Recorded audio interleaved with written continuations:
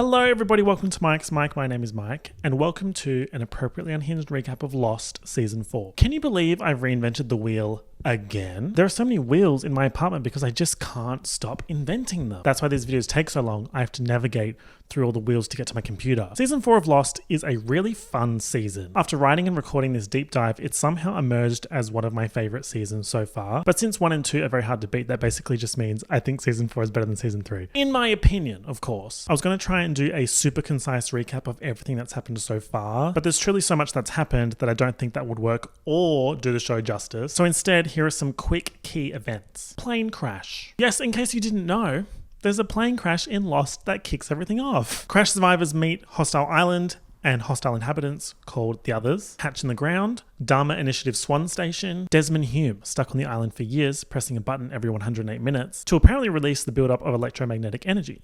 Real or hoax? One of our harder-headed survivors, John Locke, says hoax and breaks the computer. Huge explosion.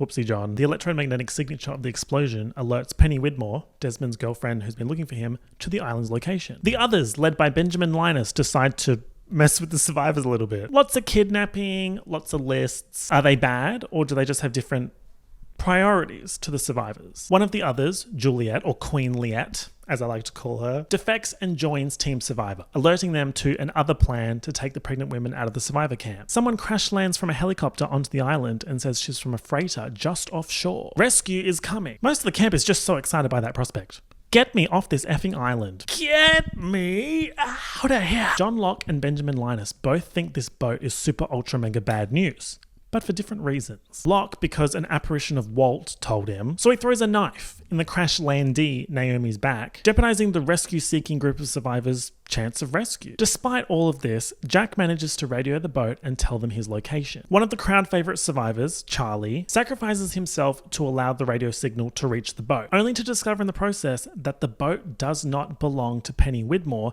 as previously assumed. Palms up, ladies, not Penny's boat. The people on the boat are not who they say they are. At the end of season 3, we had a flash forward to off-island Jack crying over someone's casket and then telling Kate, "We have to go back." So that's a very brief summary. Also, Smoke Monster. Also, Magic Island, Jacob's Cabin, Flame Station, Mikael. She said she knows your beard's fake, Tom. 4, 8, 15, 16, 23, 42. Hydra Station, Stolen French Baby, Blown Up Submarine, Other Richard Who Doesn't Age, and much, much more. Watch the cinema classic known as an appropriately unhinged recap of Lost Season 3 for the full details thus far. Now, the structure of Season 4 is a bit different to the previous seasons. We have 14 episodes, which is very different to the previous 23 or 24 episode seasons. You might think, oh, that's excellent for me making these recaps, less to cover. No.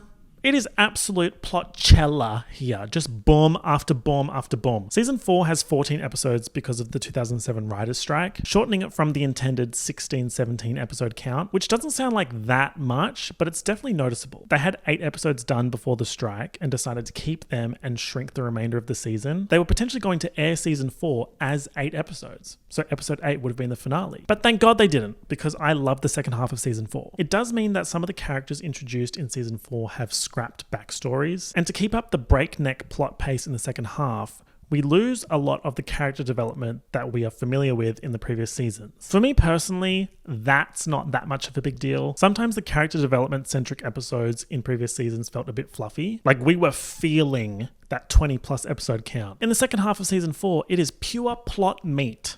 No fat. It feels like an action movie with a rapidly developing mystery. Delicious. My favorite meal. Yum, yum, yum, yum, yum. So in a way, in my opinion, the strike actually kind of helped Lost. Now, in my season 3 video, I made a puzzle. And from what I've seen so far, no one has solved the puzzle. It's just an excellent, gorgeous, beautiful puzzle. And AI can't solve it yet, which is kind of scary to say. Fundamentally, my job was to end AI. And I did that. I do think that if you know what the puzzle type is, and you know me, and how I would use components of that puzzle type, then it's solvable. So for this video, I've made another puzzle that if you solve it, tells you what kind of puzzle the season 3 puzzle is. You could say it's a puzzle within a puzzle, but this season 4 puzzle is very easy. Nice little toddler-friendly puzzle. Age 2 and up puzzle. Here you go. This is the puzzle on screen right now. It also just looks classy and gorgeous. So, solve this puzzle. It will tell you what the season 3 puzzle is. Solve that puzzle, earn my respect. I guess so far I just don't really respect anyone. Okay, on to the meat of this video. I've got my TV leg as a pointer and my Saeed singlet cosplay. I'm ready to go. Remember, white lines are what's happening on the island now. PC is what day it is on the island post-crash. Red lines are flashbacks and blue lines are the newly introduced flash forwards. Also, please like this video and comment and share it with a friend. Otherwise, I will keel over and die. Okay, thanks. So it's Chaos City Central right now. Now stopping at Chaos City Central. Mind the gap. Right at the end of the season 3 finale, Ben Linus said to Jack, making that call is the beginning of the end. The call to the boat that Naomi came from. Penny's boat allegations, which we just found out via Charlie Palm, hashtag not Penny's boat. Jack made the call anyway because he's rescue hyper-focused, and he tells the man on the other end of the call, we're survivors of Oceanic Flight 815, and the man says, sit tight, we'll be there soon. Oh my god, you guys, can't believe they're about to get rescued and the show is about to end. Episode 1 of Season 4, titled The Beginning of the End, starts with a car chase. In the Los Angeles area, mind you. Notably, the episode does not start with the close-up of an eyeball, which was the case in all other season premieres thus far. Someone is watching this car chase on TV on the news while making a vodka orange juice. Interesting morning routine, alcoholism implied. That person is Jack Shepherd, and this appears to be a flashback, or a flash Jack, yes. I'm bringing back flashbacks. That's fan service. He drinks his vodka orange juice, watches the news story and says, damn it, when he sees that the car is a vintage 70s Camaro. That could mean nothing. Maybe he just loves Camaros. The car chase continues. The driver crashes the car and gets out. It's Hurley. What the child? How does Flash Jack know Hurley? He doesn't, honey. This is a flash forward. Remember, light blue lines mean flash forward. The police officers arrest Hurley and he yells out, stop! Don't you know who I am? I'm one of the Oceanic Six.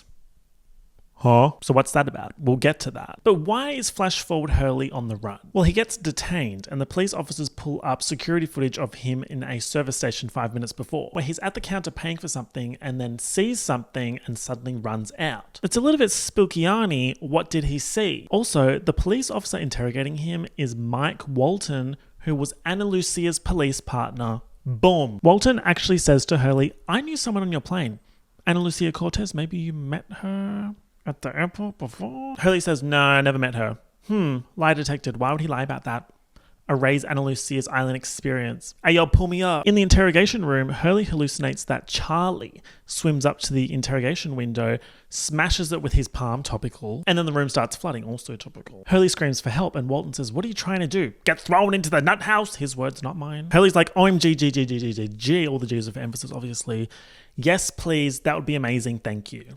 So in our next flash forward, Hurley is back at the Santa Rosa Mental Health Institute. He was famously previously there at the same time that Libby was, which was never explained or brought up again. Excellent. Of course, Libby of Tail Section fame, who was shot by Michael, who was on a mission to trade survivors for his son Walt, who at the time had been captured by the others. So Hurley's back in the mental hospital and he is so happy. Then he gets a visitor. This man named Matthew Abaddon. Can immediately tell he's sus by the framing of this shot the first time Hurley sees him. Because why would they frame a nice normal visitor like that, bro? Matthew Abaddon says that he's an attorney for Oceanic Airlines and that Oceanic Airlines feels terrible about Hurley's recent incident. So they want to extend him an invitation for an upgrade to a better mental health hospital. But Hurley's like, no thank you. No, thank you. We don't know what happened to everyone else on the island, and we don't know what the Oceanic Six is yet. And Matthew Abaddon has pulled up to the Mental Health Institute shady style. So Hugo's like,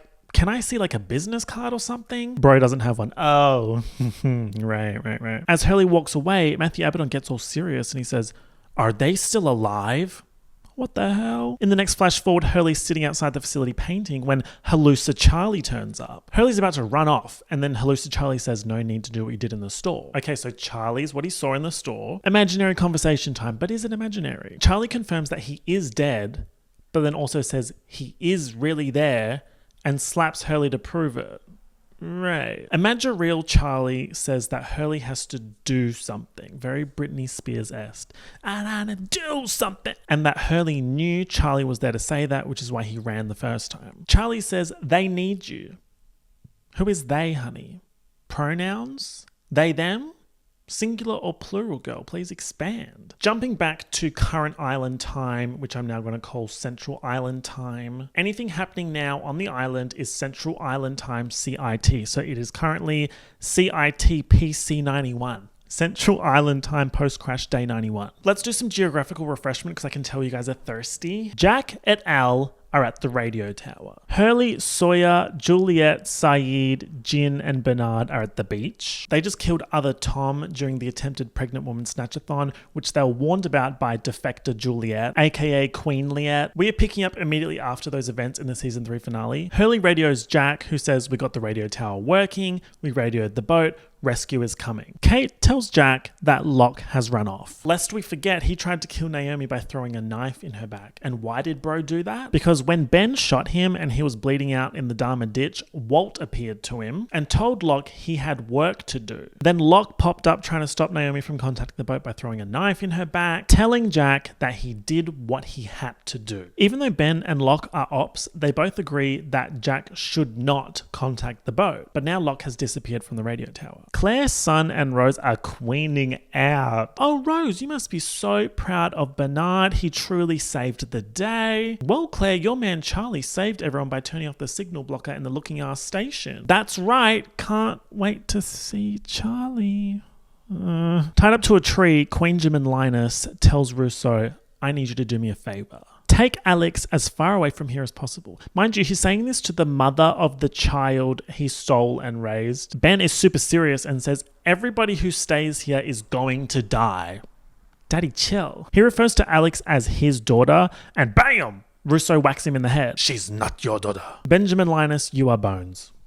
Benjamin Linus. But Rousseau is thinking about Ben's warning. Everyone except Queenjamin and Locke think they're getting rescued and getting off the island. Guys, this is the season premiere.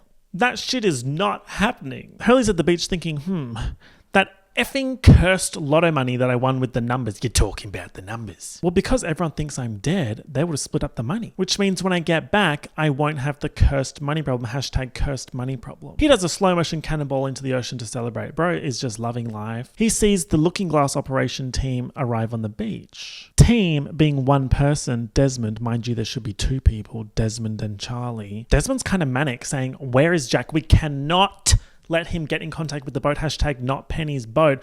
These people are not who they say they are."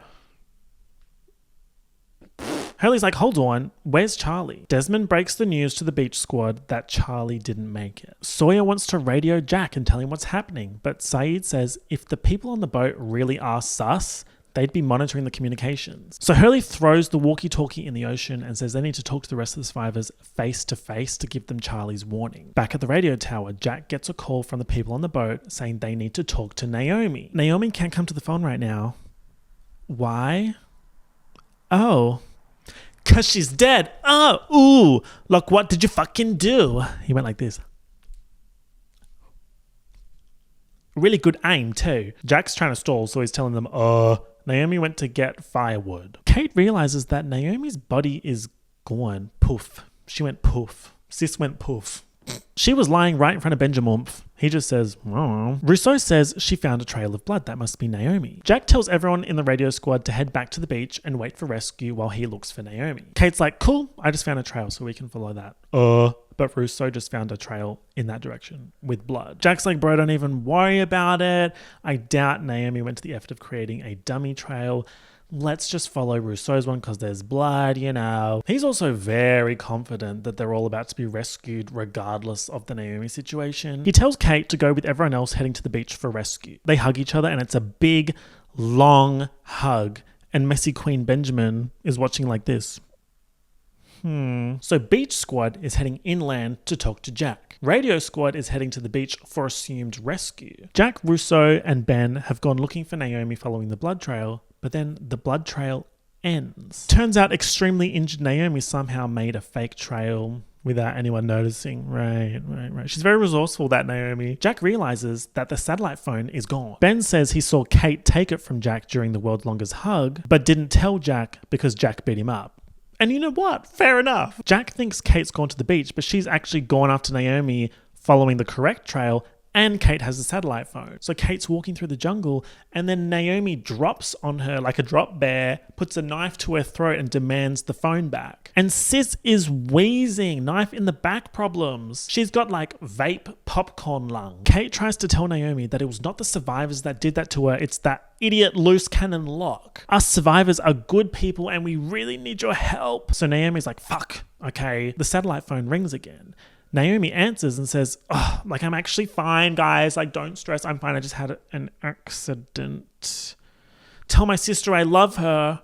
And then she dies. Hurley is trailing behind the rest of the beach squad on their way to the radio tower because he's depressed that his bestie Charlie just died. He gets separated from them, starts hearing the whispers, and comes across a cabin. Oh, hell no. The last time we saw this cabin in the woods, hashtag cabin in the woods, it was when Ben took Locke to meet Jacob and it was jump scare chella. Rewatch part 3 of the Sacred Text, aka this recap series, to get a refresher on that. It's actually very complicated. Bro, also the whispers, the conflicting rules of their happenstance, don't piss me off. Hurley pulls up to this spooky ass cabin. I've seen this shit like 50 times and I'm still scared. Lost season 4 randomly being a horror series. Oh, okay, cool. A lamp turns on inside as Hurley walks up to the door. He looks inside the broken window, sees this random painting of a dog, hears a creak, and sees someone wearing one white tennis shoe and a suit sitting in a rocking chair. Oh my God. It's Christian Shepherd. Much to discover there, but we can't talk about it yet. Of course. Just remember that Hurley saw Christian, who hasn't been seen on the island since episode 5 of season 1, when his body disappeared from his coffin. Yes, coffin, as in dead body. Bro was on the plane and on the island as a dead body, yet here he is seemingly alive. Also, don't forget he'd been in Australia to see his daughter Claire, who we found out is Jack's half-sister, but nobody knows that yet. And then a face pops up in the cabin window and scares Hurley. You could back up a little bit. Who the hell is that? We don't know. And we will never know because it is never properly explained. But I do have a theory, which I'll explain in season 6 in 2 years' time. Hurley runs away from the cabin screaming for help and somehow ends up back at the cabin. Didn't I just leave? Hurley closes his eyes and says, there's nothing here. Opens his eyes. The cabin's disappeared. This implies that the cabin appears for certain people. You could interpret that as Hurley seeing things, which we've seen happen before, except we saw the cabin last season with Locke and Ben. So it must be some island hoo-ha instead. Hurley collapses, and when he opens his eyes, standing above him is fuck us bold man John Locke. Hello, Hugo. They talk about not Penny's boat, that Jack shouldn't have called the boat. So Locke's feeling very I told you so, very much Tashi wearing the shirt says I told ya. Challenges reference anyone? Challenges? These two catch up with the rest of the beach squad who are not happy to see Locke. Saeed's like, why the hell did you destroy the submarine? Yes, the destroyed submarine gate. Then the radio squad turns up its reunion cella. Sun and Jin, Rose and Bernard, Claire and Hurley tells Claire that Charlie's dead, bruh. Then Jack, Rousseau, and Ben turn up without Kate or Naomi. Jack immediately starts beating up Locke. Matthew Fox actually randomly got hench between seasons 3 and 4, so he's swinging punches on Locke with ease now. He grabs Locke's gun and tries to shoot him with no hesitation like this. Except it doesn't fire. The gun is not loaded, but he had every intention of killing him. Now, what's interesting is if the gun had been loaded, I still don't think it would have gone off because the island wasn't done with John. More on that later. Locke says that all he's ever done was in the best interest of the group, that he was always just trying to help. Well, sorta kinda. Kate turns up and says that Naomi has carked it, but she covered for John on the way out and rescue is still coming. We can still celebrate. And Locke's like, shut the hell up. She did not cover for anyone. She wants her people to come here, and I'm not going to be here when they do, so I'm going to the barracks. Who's with me? If you want to live, you need to come with me. Hurley says, I'm going with bro because of Charlie's warning. Same with Claire, hashtag not Penny's boat. Mind you, this is the first time Jack's hearing about all of this. The not Penny's boat allegations. The people on the boat not being who they say they are allegations. Ben says he wants to go with Team Locke. That in itself is drama. This is total drama island. Ben tried to kill Locke not that long ago. Rousseau, Alex, Carl, Sawyer, they're all choosing Team Locke. Kate says to him, what are you doing? And he says, same thing I've always done, Kate. surviving. Oh, he's always got the good lines. Side note, I think this is the first time all currently alive plane crash survivors have been in the same place at the same time since like season 2. Season 3 was Separation Cella. Also note that some of these characters will not see each other ever again. Not saying who though. Hey, you're mad. In this episode's last flash forward, Jack goes to visit Hurley at the hospital. They chit chat for a bit and then Hurley says, "Did you come here to check if I'd gone nuts and was going to tell everyone?" Huh? Hurley says, I'm sorry I went with Locke. I should have stayed with you. I don't think we did the right thing, Jack. I think it wants us to come back and it'll do everything it can. We're never going back! Wasn't Bro at the end of season 3 in his flash forwards saying, we have to go back? So this is clearly before that. On the island, after Locke's group leaves to go to the barracks, it starts raining. Bad news. Rain on the island always means immediate bullshit. Jack and Kate are in the rain thinking about Charlie when suddenly they hear a helicopter. Helicopter, helicopter. They see someone parachute out of a helicopter, so they run to the landing site. The parachutee lands and takes his helmet off saying, "Are you Jack?" This character, no. You just don't get it. I love this character. This episode is very interesting and quite unique from the 73 episodes that came before it because of how it's structured. We're meeting a bunch of people at once, each with a bit of flashback context. Remember, red lines mean flashbacks. The episode starts with camera footage from a drone at the bottom of the ocean. They're going around the ocean floor looking for stuff, maybe parts, bits of ship. And what do they find? Oceanic 815. That's right. The wreck of the plane is at the bottom of the ocean near Bali. Huh? I think they should have shown that footage at the start of episode 1 of season 4 instead of episode 2 to maximize the gag. It's immediately interesting. We know the plane crashed on the island. How is the plane at the bottom of the ocean? The guy who just landed on the island is watching the news report about this plane being found in a flashback and he's crying. Someone in the background says, "Dan, why are you so upset?" Why is he so upset? He doesn't know. Jump forward to him jumping from the helicopter and landing on the island from his perspective. Looks like the jump was not planned. There was something going wrong with the helicopter. Likely story. #island magnetic anomaly. He lands and says, "Are you Jack? I'm Daniel Faraday. I'm here to rescue you." This character, you just don't get it. But you will. That's my man. This is your man. Yes. Daniel says that he needs to find the 4 other people from the helicopter and that they were all wearing GPS transponders. So he, Jack, and Kate go looking for them. They come across the container on the ground that Daniel says was thrown from the chopper when they were going down. Jack looks inside it and it's hazmat suits and masks. Daniel's like, I don't know what that's for. Jack's like, ugh. Also, why do you have a gun? Just as a precaution. Daniel finally gives a little morsel, a little crumb of context. Rescuing you and your people?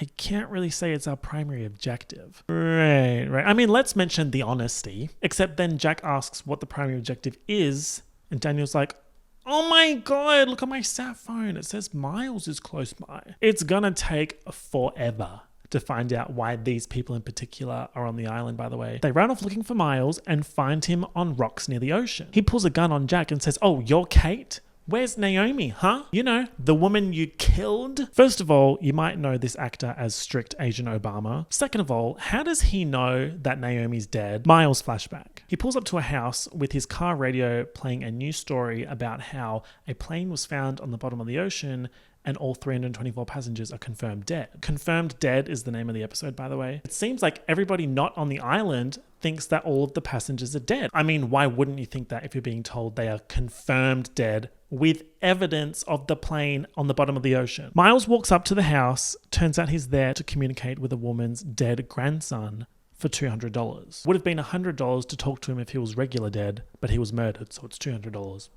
Miles has some kind of device, so we have to assume scam, right? He goes to the kid's room, says to the empty room that he wants to tell the grandmother that her grandson is gone, but he has to know where it is first. Something falls behind a cabinet, which makes Miles find a bunch of cash, which he takes, says, "You can go now," and then tells the grandma that her grandson is now at peace and gives her 100 of the 200 back. What Did he just communicate with the dead? ? Anyway, back to Central Island time. Miles says that Naomi used the code. Tell my sister I love her is what they were supposed to say if they got captured. Kate's like, oh yeah, she was killed, but not by one of us, by the ancient evil known as John Locke. But Miles keeps demanding that Kate take him to Naomi, so she does. He's doing some chanting near Naomi's body. Meanwhile, Kate's trying to convince Dan to let go of the gun that he's swinging around for protection, and Jack's like, wink wink, Kate, don't stress. Miles comes back to the group and tells Daniel they didn't kill her. It happened like they said it did. Now, how did you... Suddenly, Juliet and Saeed come out of the jungle with guns pointed at Daniel and Miles. Oh, Queen Liette. Jump Liette, you are so, so, so loved. Remember, from their perspective, they think the ship people are dodgy, not Penny's boat. Saeed starts asking questions, and Daniel answers, but Miles is very cagey. Let's check in with the Locke squad. They're heading to the barracks. Locke's doing Locke shit. Standing in the rain, saying that it's about to pass, and then it immediately stops type shit. He says he's making a detour on the way to the barracks. He needs to go past a cabin first. Hurley's like, oh bro, the cabin's back that way. Locke and Ben are like, what? And Hurley's like, oh, never mind. Nothing. Cabin, what's cabin? Cabin? What's that? Sawyer's like, why the hell do we need to go to a cabin? And Locke says, because we have to. Same way I had to kill Naomi. Says who? Says Walt. Remember, Walt appeared to Locke in the mass grave after Ben shot him. Old mate Locke is not supposed to be alive, let alone perfectly fine walking through the jungle. Locke's literally like, yeah, I got these instructions from Walt. And then walks off without explaining. Right. Pose.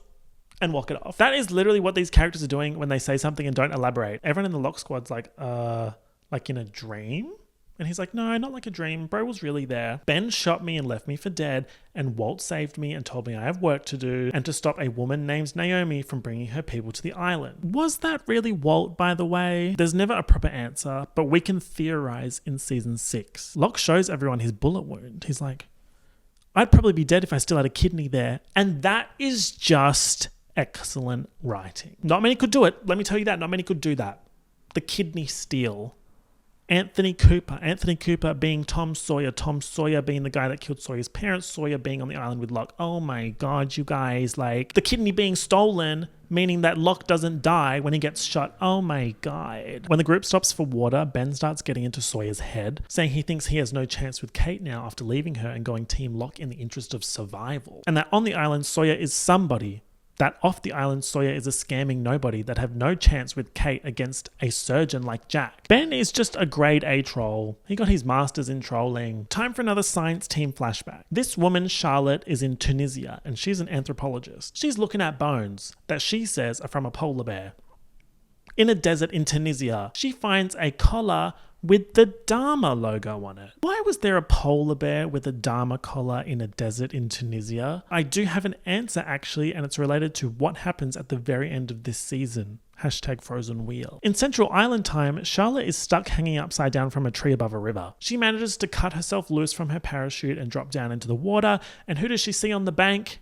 The Locke squad. Oh, that's probably not who you want to see. She asks them a few questions. How many of you are there? Did you have that baby on the island? Oh, it's fine if you don't want to answer. I'll ask more questions on the freighter. Locke says, speaking of, how many people are in your team? She says, oh, 4, including me. Where's the helicopter? I don't know. The pilot had trouble landing it, so I had to jump out. Locke says, we're leaving and you're coming with us. Charlotte says, bro, I've got a GPS transponder. We need to stay here so they can find us. Locke's like, see, that's the problem, honey.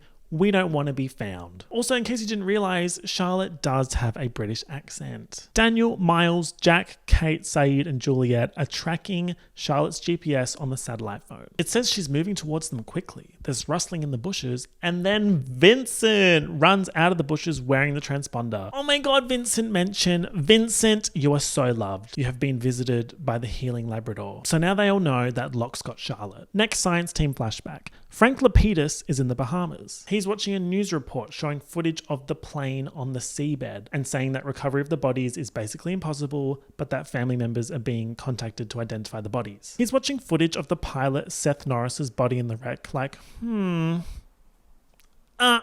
He calls the plane family members hotline and says, that's not Seth Norris. He always wore his wedding ring, and that body on the TV does not have one. The person on the hotline's like, and how would you know about Captain Norris? Frank says, because I was supposed to be flying Oceanic 815 that day.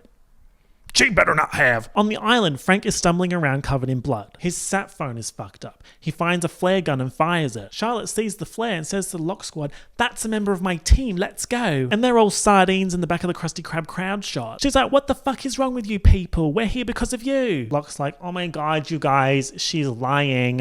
We have to trust Ghost Walt that only I saw." Charlotte's like, "You know what? Later, weirdos. I'm just going to go." And then Ben shoots her twice in the chest with a gun he stole from Carl while being tied up. Oh my god, bro. But Charlotte was wearing a bulletproof vest. That's my girl. That's my girl. That's my girl.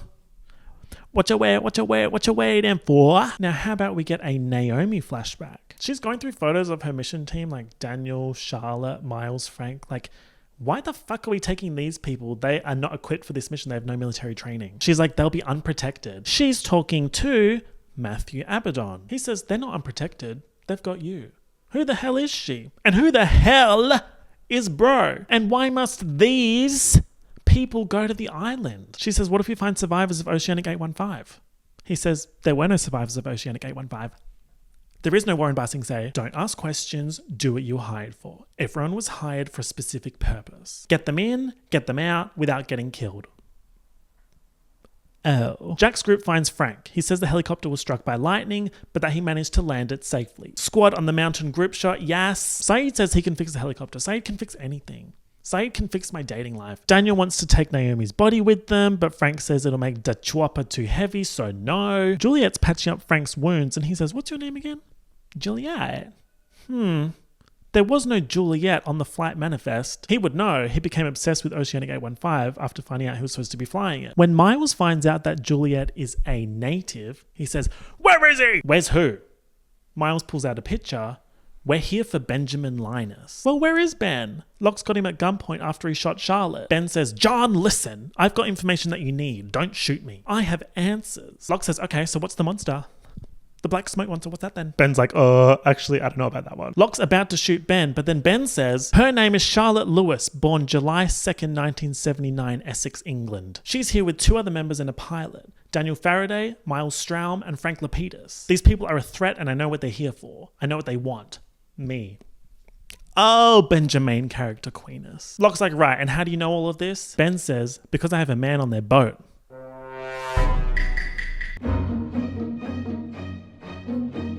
Miles says he was given a picture and told to find Benjamin Linus. That's it. And they're paying him so much money that he's not asking questions. Now, bold menace John Locke is the central issue conduit here. He has Ben and Charlotte. Saeed says that he can get Charlotte back, but if he does, then Frank has to take him to the freighter. Deal?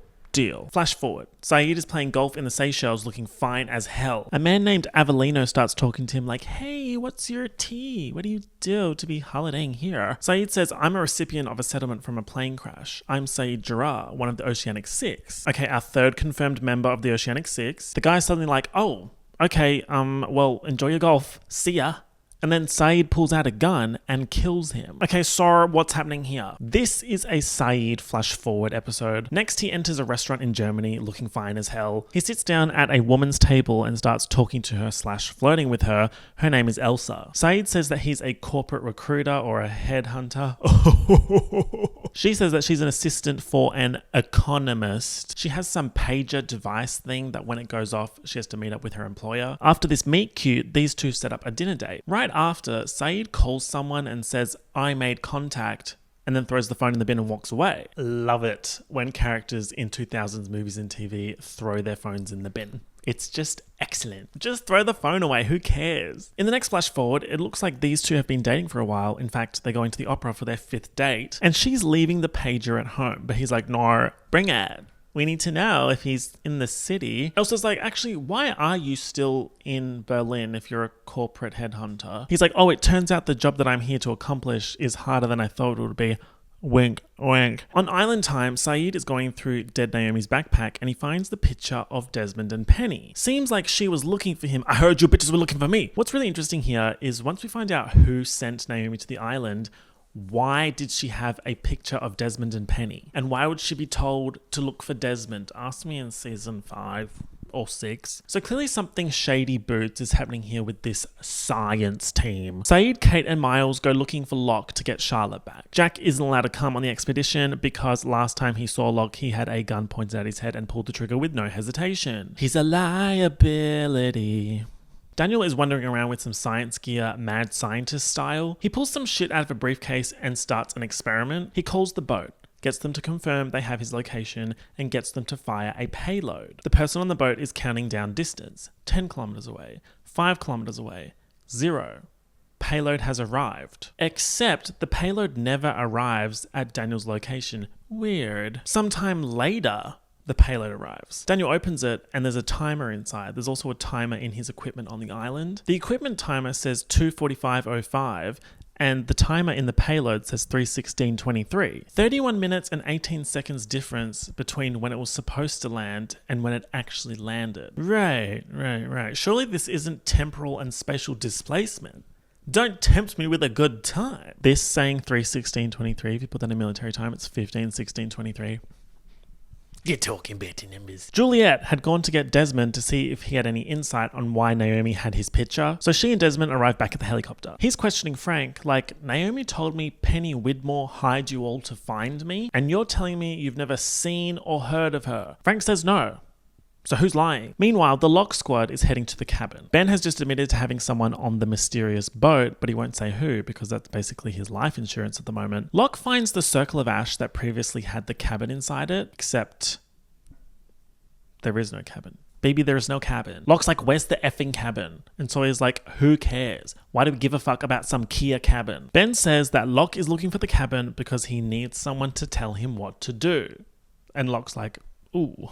Gagged me a little bit. But it's fine though, whatever. We can just head to the barracks. Everyone's like, that seems like a bad idea, especially since we have Charlotte as a hostage. She had a bulletproof vest on, so the rest of her team would surely be expecting a shootout. Charlotte's also fine now, everybody calm down. Don says, I don't give a fuck. We're keeping her because she's valuable. Hurley's like, okay, I don't like this plan. I didn't sign up for hostage Chella. Locke's leadership. Ooh, it stinks. Ooh. Saeed, Kate and Miles arrive at the barracks. Locke's group isn't there yet.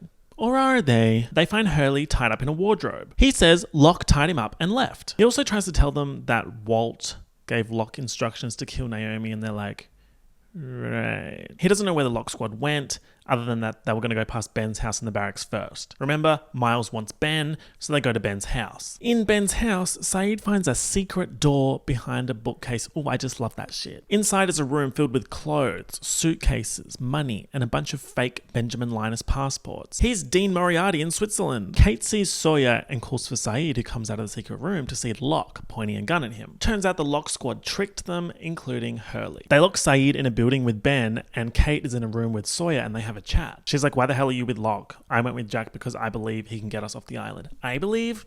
Is that like a Western Australian ad memory that I have? Just like someone saying, I believe? Sawyer's like, well, that's it, Miss Girl. I don't want to leave because there's nothing off island for me to go back to. She's about to press him on it, but then he's like, weren't you famously in handcuffs on your way to jail when we crashed?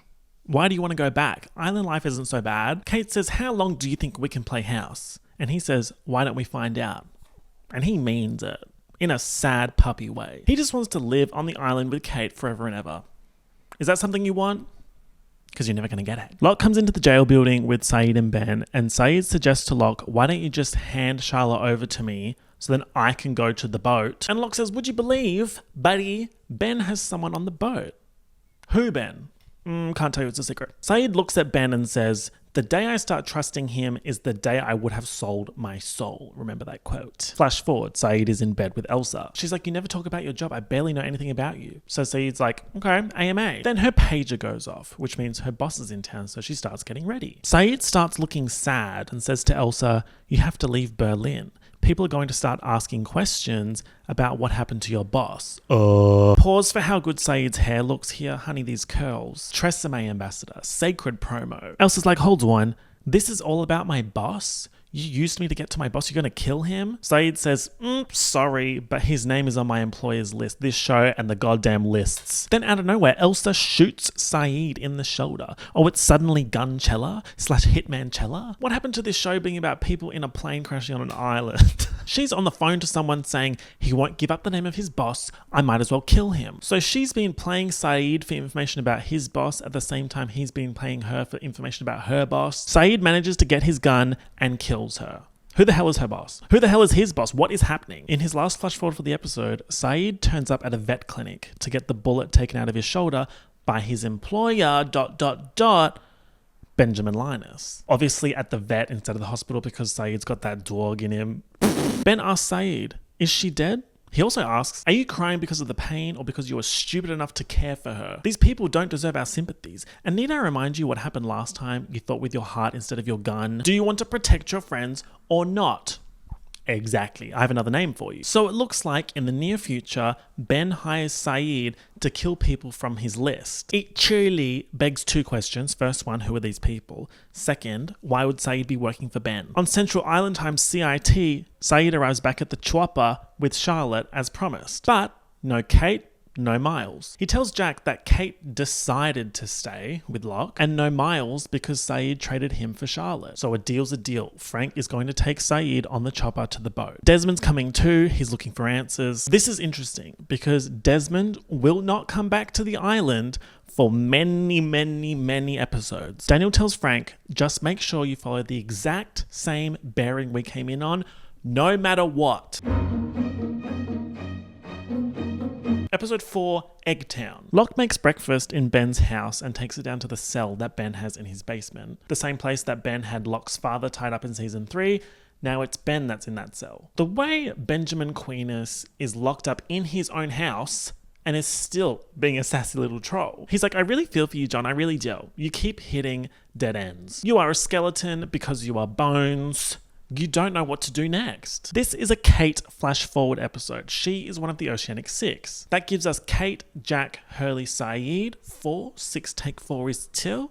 2 left. Flash forward, Kate arrives at court charged with fraud, arson, assault on a federal officer, assault with a deadly weapon, grand larceny, grand theft auto, murder in the first degree. Damn! She's a menace. She pleads not guilty. I mean, we know she did that shit. She gets remanded into custody for the remainder of her trial because she's deemed a flight risk. I remember a time when I thought flight risk meant they weren't allowed to get on the flight because they were a risk to the flight. Life was so much simpler. So now Kate's in jail. Her lawyer says that she confessed to her mother that she killed her father, which we saw in flashbacks way back when. And now her mother is the DA's star witness in prosecuting Kate, so it's not looking good. Kate's lawyer says, I want him in the courtroom. It'll generate tremendous sympathy. Who? Kate says, absolutely not. You are not using my son. She has a son? Since when? Something important to note here is that we don't know how far forward we are in these flash forwards. How old is this child? When did Kate have the child? Who is the father? Next flash forward, Kate's in court. Her lawyer calls in his next witness, says, don't kill me, to Kate. And Dr. Jack Shepherd walks in. He's there as a character witness. You might be like, is he the father of the mysterious child? He's on the stand saying that he and Kate were in a plane crash together and that he knew she was a fugitive not because the air marshal told him, but because she told him. Honest person alert, jury members. Did you ever ask if she was guilty? No, I just assumed there'd been some kind of mistake. Why is that? Well, only 8 of us survived the crash. Wrong. We landed in the water. Also wrong. Kate helped me get to shore. She took care of all of us. Also wrong. Good person alert. Dear jury members, she saved everyone. The prosecution's like, I only have one question for you, Dr. Jack Shepherd. Do you love the defendant? Ooh, mess. He says, no. Not anymore. So what's Kate up to back on the island in Central Island Time? Saeed said that Kate chose to stay at the barracks, but we don't know why. She tells Sawyer that it definitely wasn't to spend time with him, and she tells Locke that she wants to talk to Miles. He says no. He's kind of tyrant boots right now, and Kate calls him out on it, saying this feels like a dictatorship. And he says, if this was a dictatorship, I would pull out my gun and shoot you and then go about my day. This scary old man. Kate Scooby-Doo's Hurley into telling her that Miles is being kept at the boathouse. She asks Miles, do you know who I am and what I did? Miles is like, I'll answer these questions for you if you do something for me. I don't want to escape. I just want to talk to Ben for 1 minute. Bring him to me. So Kate starts putting wheels in motion to get Ben out of the dungeon. She tries to con Sawyer, but he's like, bro, just tell me what you want to use me for. Not she tried to con the con master. She says, I need your help busting Ben out, and he agrees to it. The way he'd do anything for her. So Sawyer distracts Locke by playing backgammon with him. Ah yes, Locke and backgammon, good pair. Remember him playing in season 1 and talking to Walt about it? 2 players, 2 sides. One is light, one is dark. Walt, do you want to know a secret? Since Sawyer is a master con man with centuries of experience, he manages to get Locke out of the house by telling him that Kate is taking Ben to the boathouse to see Miles. So Locke runs to the boathouse while Kate takes Miles to Ben in the house. Oh, it's just genius. And this is why Sawyer was a master con man. It's just genius. So Kate facilitates this meeting between Miles and Ben. Remember, Miles said the whole reason the team was sent to the island was to find Ben. Miles says, do you know who I am and who I work for? Ben says, yes. Miles says, now I know where you are and I can tell my boss, or I can tell him that you're dead for $3.2 million. Extortion allegations? Ben's like, bro, why 3.2? Why not 3.3 or 3.4? Like, aim higher. Also, why do you think I'd have money like that? Miles says, don't treat me like one of them. Like, I don't know who you are and what you can do. You've got 1 week and I want the money in cash. Kate ends the meeting and demands that Miles answer her questions from before. He's like, yep, you're Kate Austen and you're wanted for a whole bunch of shit. Kate's bummed out because that means everyone in the world would know her tea if she made it off the island. Locke arrives back at the house and catches Kate with Miles. And later he's like, it's whatever, Kate. It's water under the bridge, hun. Just tell me what they talked about. So she tells him about the 3.2 million. And then he says, oh, I lied, actually. You're not welcome here. This is not water under the bridge. It's water over the bridge and the bridge is drowning. In the water, you're drowning. I want you gone by the morning. Kate flash forward. She's allowed a couple of minutes to talk to her mother at the courthouse. Famously, the last time Kate tried to talk to Diane was when Diane was sick in the hospital and she screamed for the police when she saw Kate. But this time, Diane says, I don't want to testify against you. Everything changed when I thought you were dead. Oh, the healing island. Yes, exactly. Healing on and off the island. Relationship healing. Kate's mum says, I want to meet my grandson. She's trying to cut a deal. Grandson meet and greet in exchange for not testifying. Kate's like, oh, you're foul. Absolutely not. In the next flash forward, the prosecution says that their chief witness, Diane, is now unable to testify due to medical reasons. The DA offers a deal with no jail time, 10 years probation, and Kate can't leave the state. You've got yourself a deal, love. Kate's like, I've got a child. I'm not going anywhere. On her way out of the courthouse, she runs into Jack. She mentions #the lie, the story about the 8 survivors of the crash, that 2 didn't make it, there was only 6 left. Jack's like, I want you to know what I said, I didn't mean it. Assuming he's talking about the I stopped caring of it all, the I don't love you anymore allegations. She invites him over, he says no. She says, I know why you don't want to see the baby, Jack. She's basically saying, if you want to be my lover, you got to say hi to my baby. But for some reason, Jack doesn't want to see the baby. Maybe he has beef with the baby, who knows? Your grandmama's the baby. On island time, she walks into Sawyer's room while he's reading a book in boxes. When he finds out that Locke booted her from the group, he says, I'll keep you safe. And then they start kissing. Oh my god, bro. In the morning, Sawyer says, oh, I get that you didn't want to go all the way last night because you're worried that you might be pregnant. Kate's like, I'm not pregnant. No, I never said that. Maybe she thought she might be pregnant from when they did that nasty ass boning session in the mud in the cage at the start of season 3. Yuck. But she's not pregnant and he's cheering. She's like, would it be so bad? He's like, yeah. So Kate's pissed, like, okay, I'm going back to the beach. Talking about goodbye, James. Sawyer's like, no probs. In a week, I'm sure you'll find a reason to get pissed at Jack and you'll come back to me. So she slaps him. Get the ass, birds. Bit of a sour goodbye. Let's unpack flash forward Kate and Jack talking about her baby. The implication is that she had Sawyer's child. That must be why Jack doesn't want to see the baby, right? Locke ties Miles back up and puts a grenade in his mouth saying, bah! Guess I didn't introduce myself properly before. I'm John Locke, protector of the island, crazy motherfucker. And I'm gonna find out who you are and everything else. Trust, you will be dealt with. Sun and Jin are working out where they want to live when they get off the island. 4 episodes into the season, and this is like the first time we have Sun and Jin dialogue. It's just unacceptable. Unacceptable. He's picking out places in America because he's been learning English for her. And bro is learning fast. It's day 93 on the island, and he's saying full sentences. I learn English for you to live in America. Sun says that she wants to raise the baby in Korea.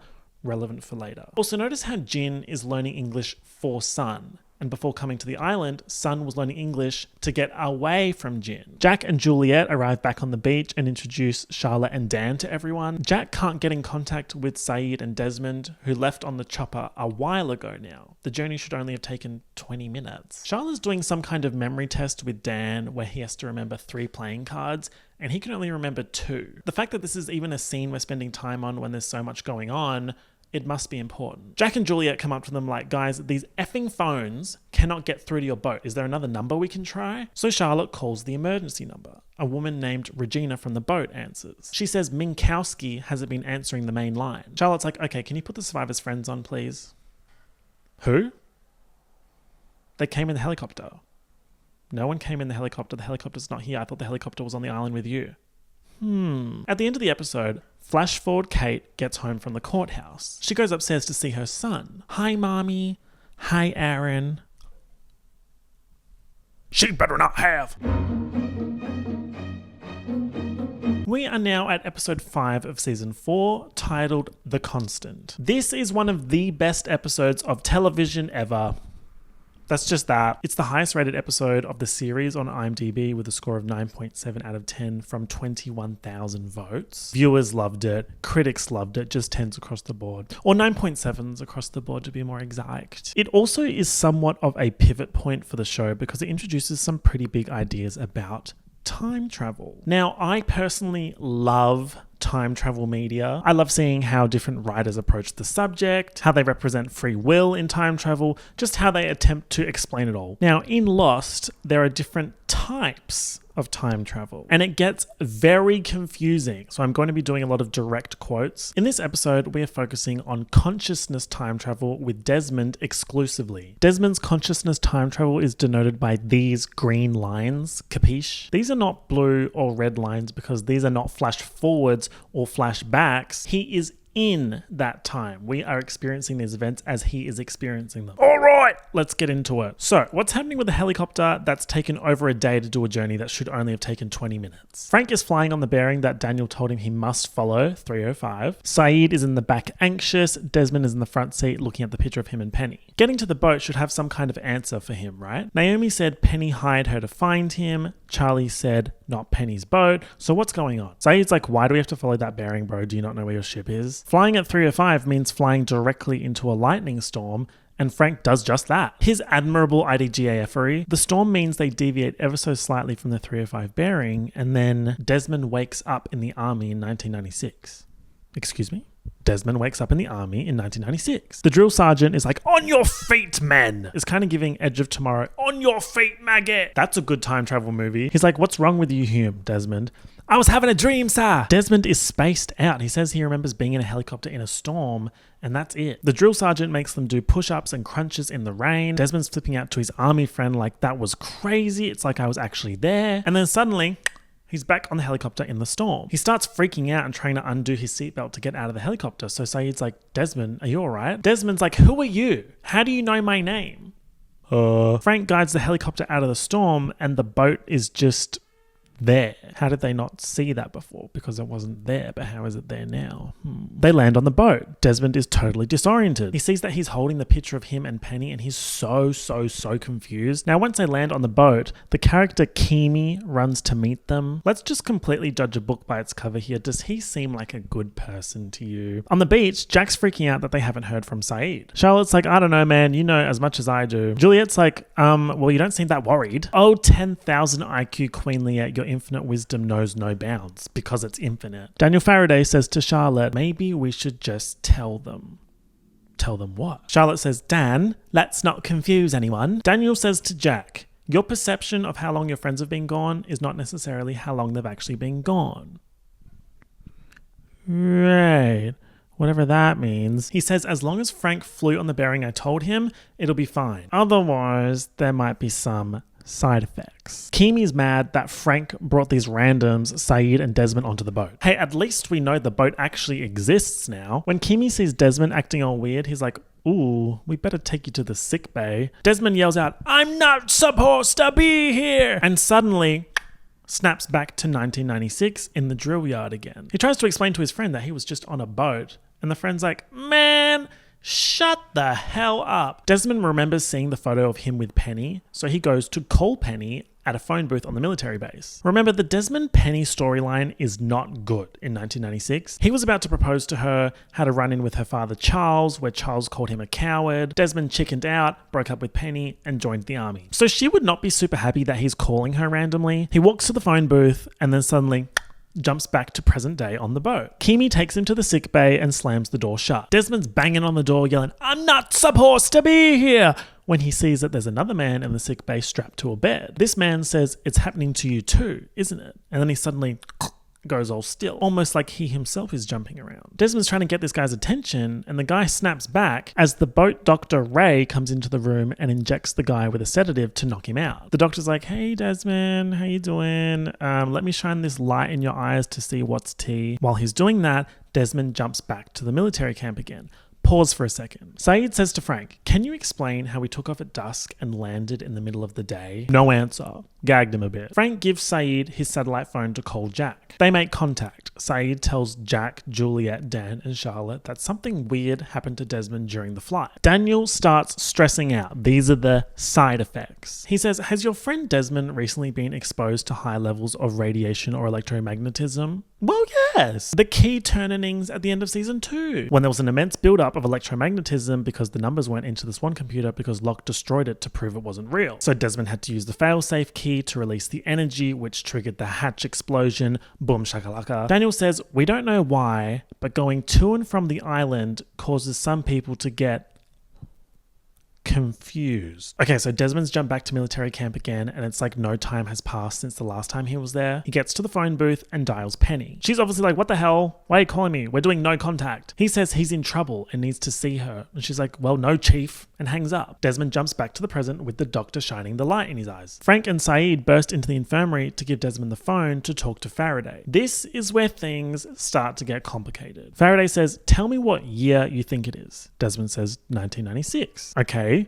where are you in 1996? Scots Regiment in Glasgow. The next time you're back there, go to the Oxford Physics Department and find me. He gives Desmond some numbers from his journal to give to his younger self as evidence that he's from the future. Otherwise, younger Daniel won't believe it. "When you find me, tell me to set the device to 2.342 oscillating at 11 hertz. If the numbers don't convince me, I need you to tell me that you know about Eloise." Faraday tells Jack that this effect that Desmond is experiencing is random. Sometimes the displacement is hours, sometimes years. Desmond snaps back to 1996 in the phone booth. He goes to Oxford and finds younger Daniel Faraday, green line. He's like, "Hey, I'm from the future and you told me to come here." Daniel's like, "Yeah, whatever, bro." So Desmond says, "Set your device to 2.342 and make sure it oscillates at 11 hertz. Excuse me? Oh, and I also know about Eloise. Excusez-moi? Young Daniel takes Desmond to his office. He says, "This future version of me, he remembers this meeting, right? So I would remember you coming to Oxford, right?" Desmond's like, "Well, no, actually. But maybe you forgot," which is actually a possibility considering in the last episode we had that card scene which implied Daniel is having some sort of memory issue. That adds another level of complication here that I'll expand on at the end of the episode. 1996 Desmond asks, "So is this changing the future?" And 1996 Faraday says, "You can't change the future. Important." In his office, Faraday has a maze and a rat named Eloise. He puts the numbers that Desmond mentioned into a machine that zaps Eloise with radiation, and then she runs the maze as if she'd done it 100 times before. Except she hadn't. Daniel had only just finished building the maze. The machine unstuck Eloise in time. Daniel says that he sent Eloise's consciousness to the future. He's freaking out about this. This is like a breakthrough, and Desmond's like, "So how does this help me?" "Help you? Didn't I send you back here to help me?" Desmond snaps back to the present on the boat. He tells Saeed that he needs to go back again to talk to Faraday some more. And when Saeed says Desmond's name, the strapped up infirmary guy is like, "Desmond? Your name's Desmond?" He says his name is George Minkowski, communications officer, and before he got sick, he monitored all communications to and from the boat. And every so often, there was an incoming call that he was told to never answer every time the call came from Penny Widmore.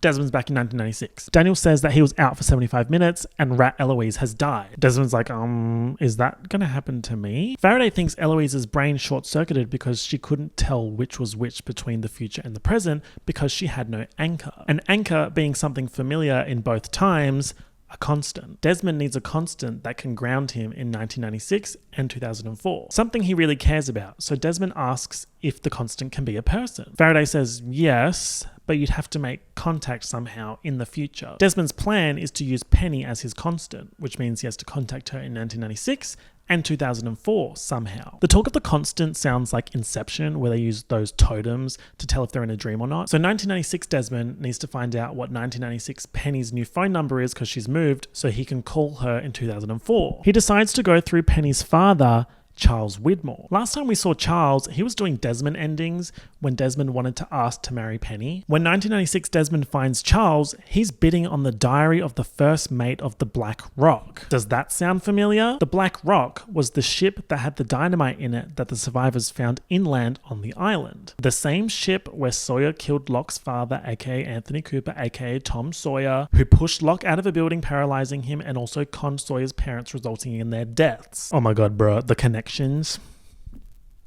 The ship was lost at sea in 1845. The seller is Tovad Hanzo, as in Hanzo Foundation, who funded the Dharma Initiative. Rich-ass Charles Widmore buys the diary for £300,000. Light work. Desmond tells Charles he needs to get in touch with Penny. Charles taunts him for being a coward, but gives him Penny's new address. 2004 Desmond needs to find a way to call Penny from the boat, assuming he can get her number in the past. Minkowski says, well, that's too bad because 2 days ago, somebody sabotaged all the radio equipment. Saeed's like, I can fix it if you take me to the radio room. What they don't know is that Saeed can fix literally anything. But how the hell are they going to leave the locked infirmary? Well, the door just swung open. Looks like somebody opened it for them. Maybe Frank? Maybe somebody else. The imposter.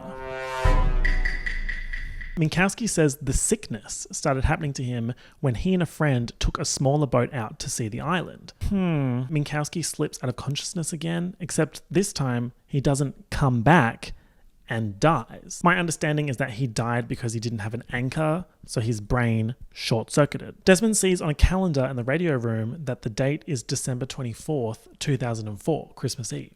1996 Desmond goes to Penny's new address. She's like, oh my god, bro, what are you doing here? You broke up with me. I'm trying to move on from you. He's like, I need to tell you something and I need you to listen to me. 8 years from now on Christmas Eve, I need to call you, but I can't because I don't have your phone number. Penny's like, what the hell? Also, what's to say you won't call me tomorrow? Hashtag the I won't call for 8 years. She gives him the number like, okay, damn, here you go. He tells her, do not change the number.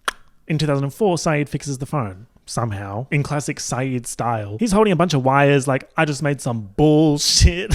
2004 Desmond calls the number that 1996 Penny just gave him. 2004 Penny answers. She can't believe it. She says, Des, where are you? And by speaking with his constant, we can see that Desmond is starting to ground himself because he says, I'm on a boat.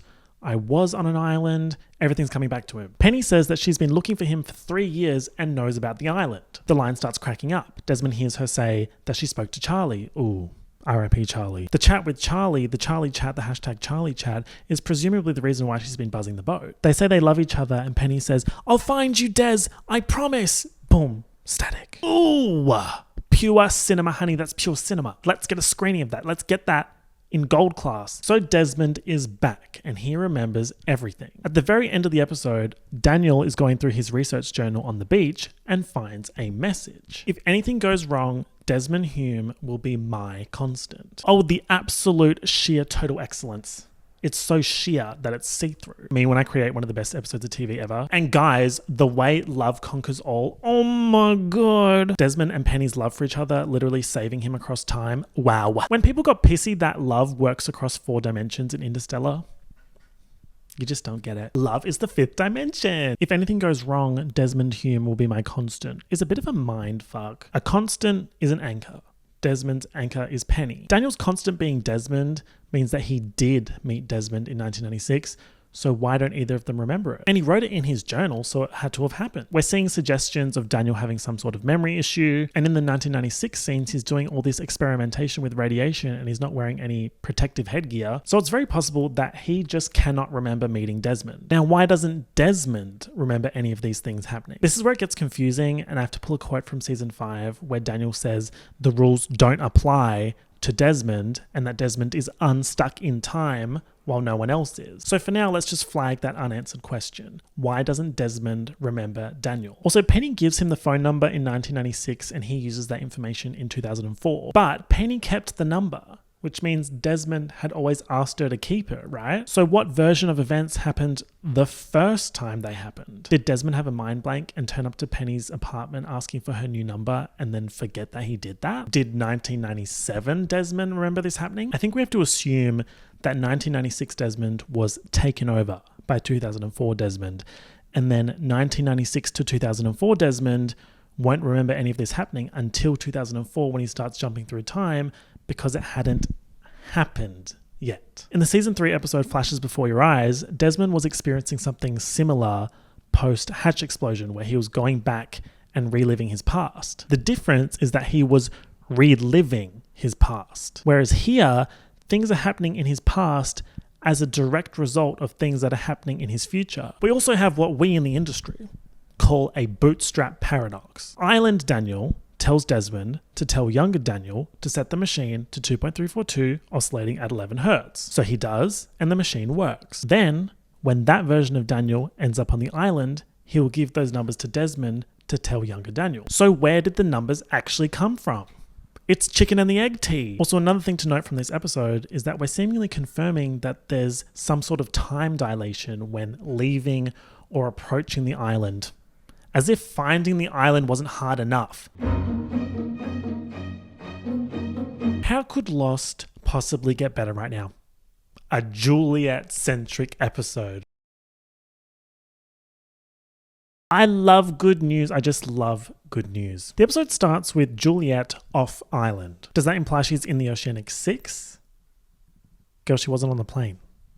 So how's that going to work? She's having a meeting with Harper Stanhope. Who the hell is Harper Stanhope? Excellent question. She is a therapist. Juliet's talking to her about not wanting to be the center of attention in this new place she's in. She's actually on the island. This is a flashback, which actually pisses me off because now you're doing too much. You can't have flash forwards, consciousness time travel, and flashbacks in the same season. Remember, this was airing week to week in 2008, and they were expecting people to remember what's what between weeks. You're playing too much, and it's actually even more egregious in the next episode. We know this is a flashback because Tom is alive and telling Harper that Ben wants to see Juliet. This is Juliet's first week on the island, and Ben's showing her her 2-bedroom house in the barracks, and she's like, "Oh, you shouldn't have. I'm only going to be here for 6 months." Oh, right. On the island in Central Island time, Jack realizes that Faraday and Charlotte aren't at the beach camp. They've run into the jungle. Jack and Juliet go off looking for them. It starts raining. Bad news. Juliet's running around in the rain looking for Faraday and Charlotte when she starts hearing the whispers. She spins around, and who's standing there in the rain? And who do I see? Harper Stanhope saying, "Hello, Juliet, long time no see. I came to deliver a message from Ben. The 2 people you're looking for, Faraday and Lewis, they're headed to the Tempest. And if they figure out how to deploy the gas, then everybody on the island is going to die." What the hell is the Tempest? What the hell is the gas? Queen Liette goes STEM mode and says, "Okay, let's use the scientific method here. How the hell would Ben know where Faraday and Lewis are? Isn't he locked up?" Harper says, "Ben is exactly where he wants to be." "How am I supposed to stop them, Harper?" "Kill them, honey." What the hell is happening here? Is this an apparition or what? Well, Jack turns up and says, "Who the hell are you?" He can see her. Jack and Juliet hear the whispers and turn around, and when they turn back, Harper's gone. How bizarre. Harper's bizarre. Miss Lady just appeared and then disappeared completely. Next flashback. Juliet finds Goodwin looking for a bandage in the medical supplies. They talk about how another pregnant woman died on the island that morning, which is the issue that Juliet was brought onto the island to fix. Juliet's upset, so Goodwin's like, "Why don't you talk to Harper about it?" "Oh, no thank you. I only talk to her when I have to. She seems like a mean and spiteful person." "So that's my wife." "Oh. Right. Okay, well, if you don't tell your wife what I said about her, then I won't tell everyone that you're lying about that chemical burn." In the next flashback, Juliet tells Ben that what she thinks is happening with the pregnant women is that their immune system is turning on the fetus. In her next therapy appointment with Harper, Harper asks Juliet what she thinks about Ben. Touchy subject. Juliet says, "Oh, he's been really good to me." And Harper says, "Well, of course he has. You look just like her." What that mean? This is never explained or elaborated on, so I'm just going to assume she's referring to Annie, the girl that Ben was friends with when he was a Dharma kid, from season 3, episode 20, The Man Behind the Curtain. Then Harper's like, "Okay, cool. And when did you start sleeping with my husband?" I followed you and watched you. I don't blame Juliet, bro. She's trapped on an island and there's Goodwin trade. Harper says, whatever, doesn't matter. But if you continue to have a relationship with Goodwin, there will be consequences. Not from me. I'm talking about Ben. Next flashback, Juliet's having a beach date with Goodwin. He's saying he wants to go public, but Juliet's like, no, bro, Ben's gonna fume. Goodwin says, less than a kilometer from here, Ben has me working on chemicals that if I flip the wrong switch, I could kill everyone on the island. I think he has too much on his plate to care about you and me. Kilometers? Okay, it turns out this is a classy party. Also, during this conversation, a variation of the Ben theme is playing. Oh, Michael Giacchino, you're never-ending genius. Goodwin says, what's Ben gonna do? Cut to Oceanic Flight 815 crashing and Ben telling Goodwin to go be part of the tail section survivors. Juliet and Harper are looking at each other like rot-roll raggy. Also, that means Harper was present on crash day, on crash release day, and Goodwin was technically still married to her. Back to Central Island time. Juliet says that Charlotte and Daniel are heading to the Tempest, which she says is an electrical station that powers the island. I don't think it's a power station. Her excellent lying skills, queenly at what can't you do? So let's pick up with Charlotte and Daniel heading to the Tempest. He's saying, what happens if I can't do it? What are they talking about, bro? Suddenly, Kate appears out of nowhere. Love, love, love when we get these random link-ups. Kate's on her way back to the beach after being booted from the barracks for the Miles scam. So it doesn't really make sense that she would be running into these guys on their way to the Tempest, since the Tempest is not in that direction. Anyway, she asks what they're doing and catches them in a lie, so Charlotte knocks Kate out with the butt of her gun and says, what? It's actually kind of iconic. Bang!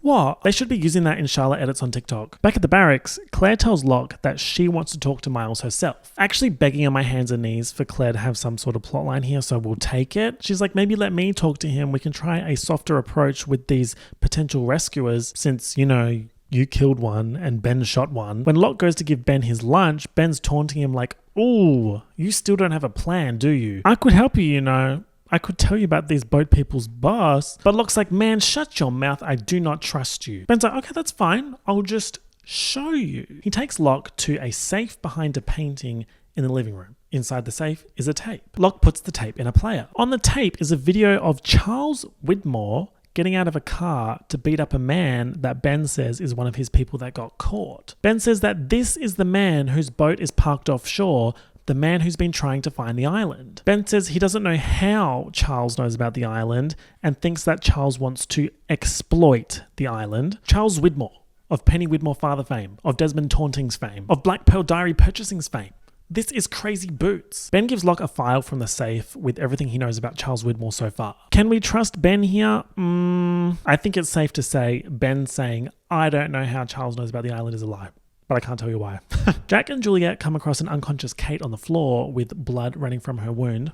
Made friends with the floor. Good thing 2 doctors have just found her. Juliet says, I'll go get some water. But while Jack is patching Kate up, Juliet runs off to continue to the Tempest. Jack and Kate start tracking her. Kate tells Jack why she stayed with Locke to find out if the boat people know who she is, which they do. Juliet arrives at this building. You guys know I love a random concrete building in the middle of nowhere. Welcome to the Tempest station. Juliet goes inside. The emergency alarm system is running. Inside, she sees someone in a hazmat suit attempting to manually override some sort of computer. It's Daniel Faraday. He says, Juliet, what are you doing here? He says that he's not trying to release whatever chemical weapon bullshit is happening here. He's trying to render it inert. Suddenly, Charlotte whacks Juliet and they're brawling on the floor while Daniel tries to override the computer, which is now saying 1 minute to contamination for some reason. I don't know why Juliet is not registering that Daniel is trying to stop whatever this contamination is. She and Charlotte keep beating each other up until Juliet has a gun pointed at Charlotte. We're trying to disable it before he can use it against us. He, as in Queen Jim-and-Umphus. Tell me you're certain Benjamin Linus would not use this gas to kill everyone on the island. We know he's used it before.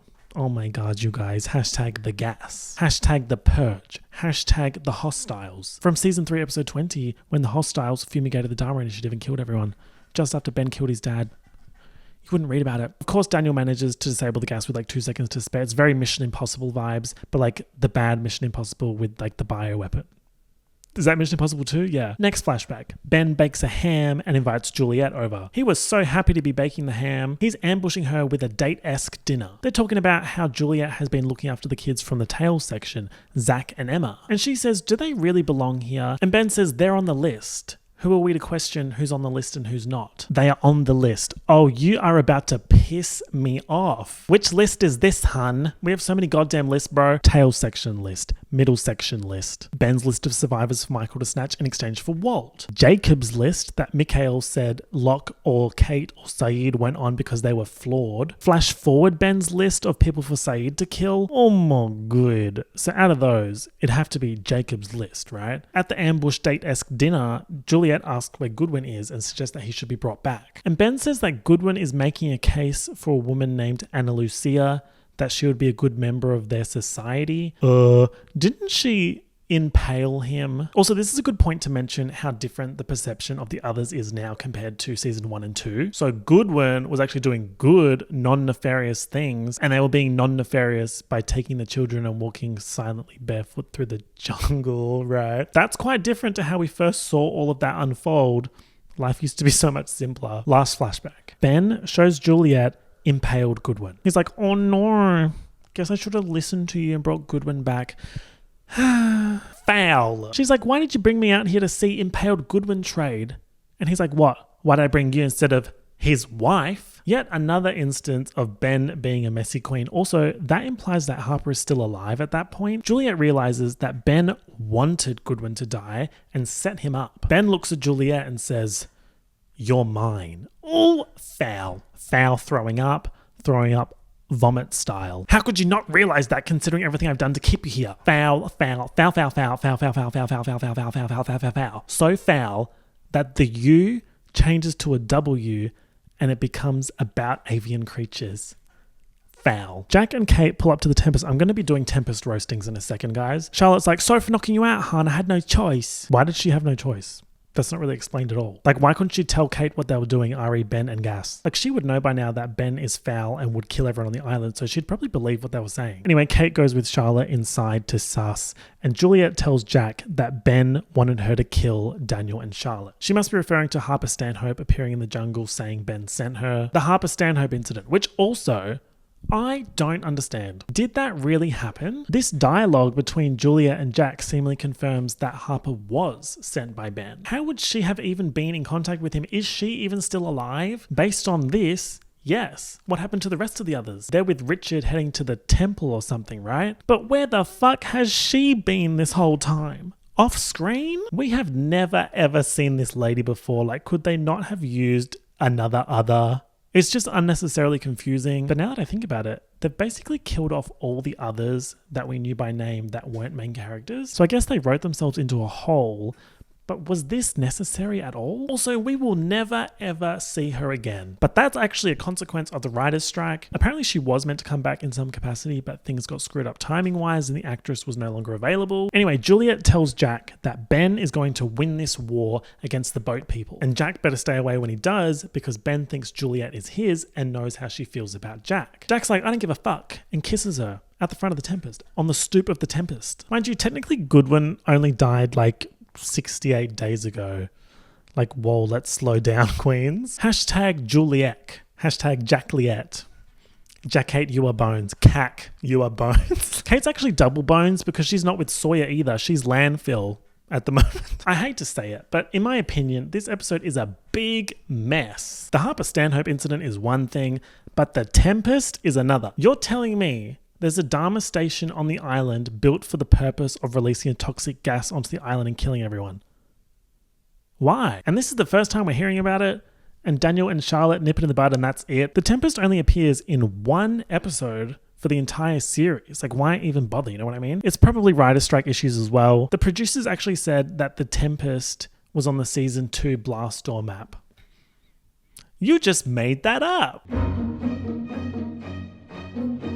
We really need to talk about these Charles Widmore allegations, but maybe later. This is a Sun and Jin episode. Refresher on the Suntuation. Sun found out she was pregnant and it was predicament Chella because pregnant women have been dying on the island if they conceived on the island. Sun also cheated on Jin before coming to the island. So if the baby was conceived pre-island, it's not Jin's, but Sun won't die. And if it was conceived post-crash, that means it's Jin's, but also that Sun will die in the second trimester. She did some tests with Juliet in season 3, it's option 2. Jin doesn't know about any of this, by the way. He only knows that Sun is pregnant. So it's day 95 post-crash, and Sun and Jin are talking about baby names. Jin thinks the baby will be a girl and wants to call her Ji-yeon. Sun's like, let's wait until we're off the island and then we can pick a name. Flash, temporal direction undetermined. Pregnant Sun is rushed to the hospital to have her baby. Well, that must be a flash forward, right? Which would make Sun the 6th member of the Oceanic Six. Jack, Kate, Hurley, Saeed, Aaron, Sun. This is confirmed when Sun is wheeled into the hospital and referred to as one of the Oceanic Six. But then the next flash is Jin rushing around to buy a giant panda toy, presumably for the baby because he's rushing to the hospital.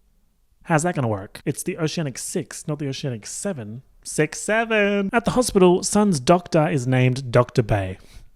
Right. Dr. Bay is like, should we call someone for you? And Sun says, yeah, call my husband Jin. Jin, meanwhile, is having issues getting the panda to the hospital. On the beach in Central Island time, Sun is starting to get shitty that Charlotte and Daniel aren't saying anything about rescuing the survivors. Like nothing's happening. And Sun is pregnant with a looming second trimester. She goes up to Daniel and literally says, are you or are you not going to rescue us? He's like, that's not my call. Oh my god. Pissing me off too. Is that supposed boss Charles Widmore's call? Sun tells Jin, pack your shit because we are leaving this circus and going to Locke's camp. Juliet finds out, she's like, oh, absolutely not. Locke made it very clear that he doesn't want to leave the island, and pregnant women on this island, you know.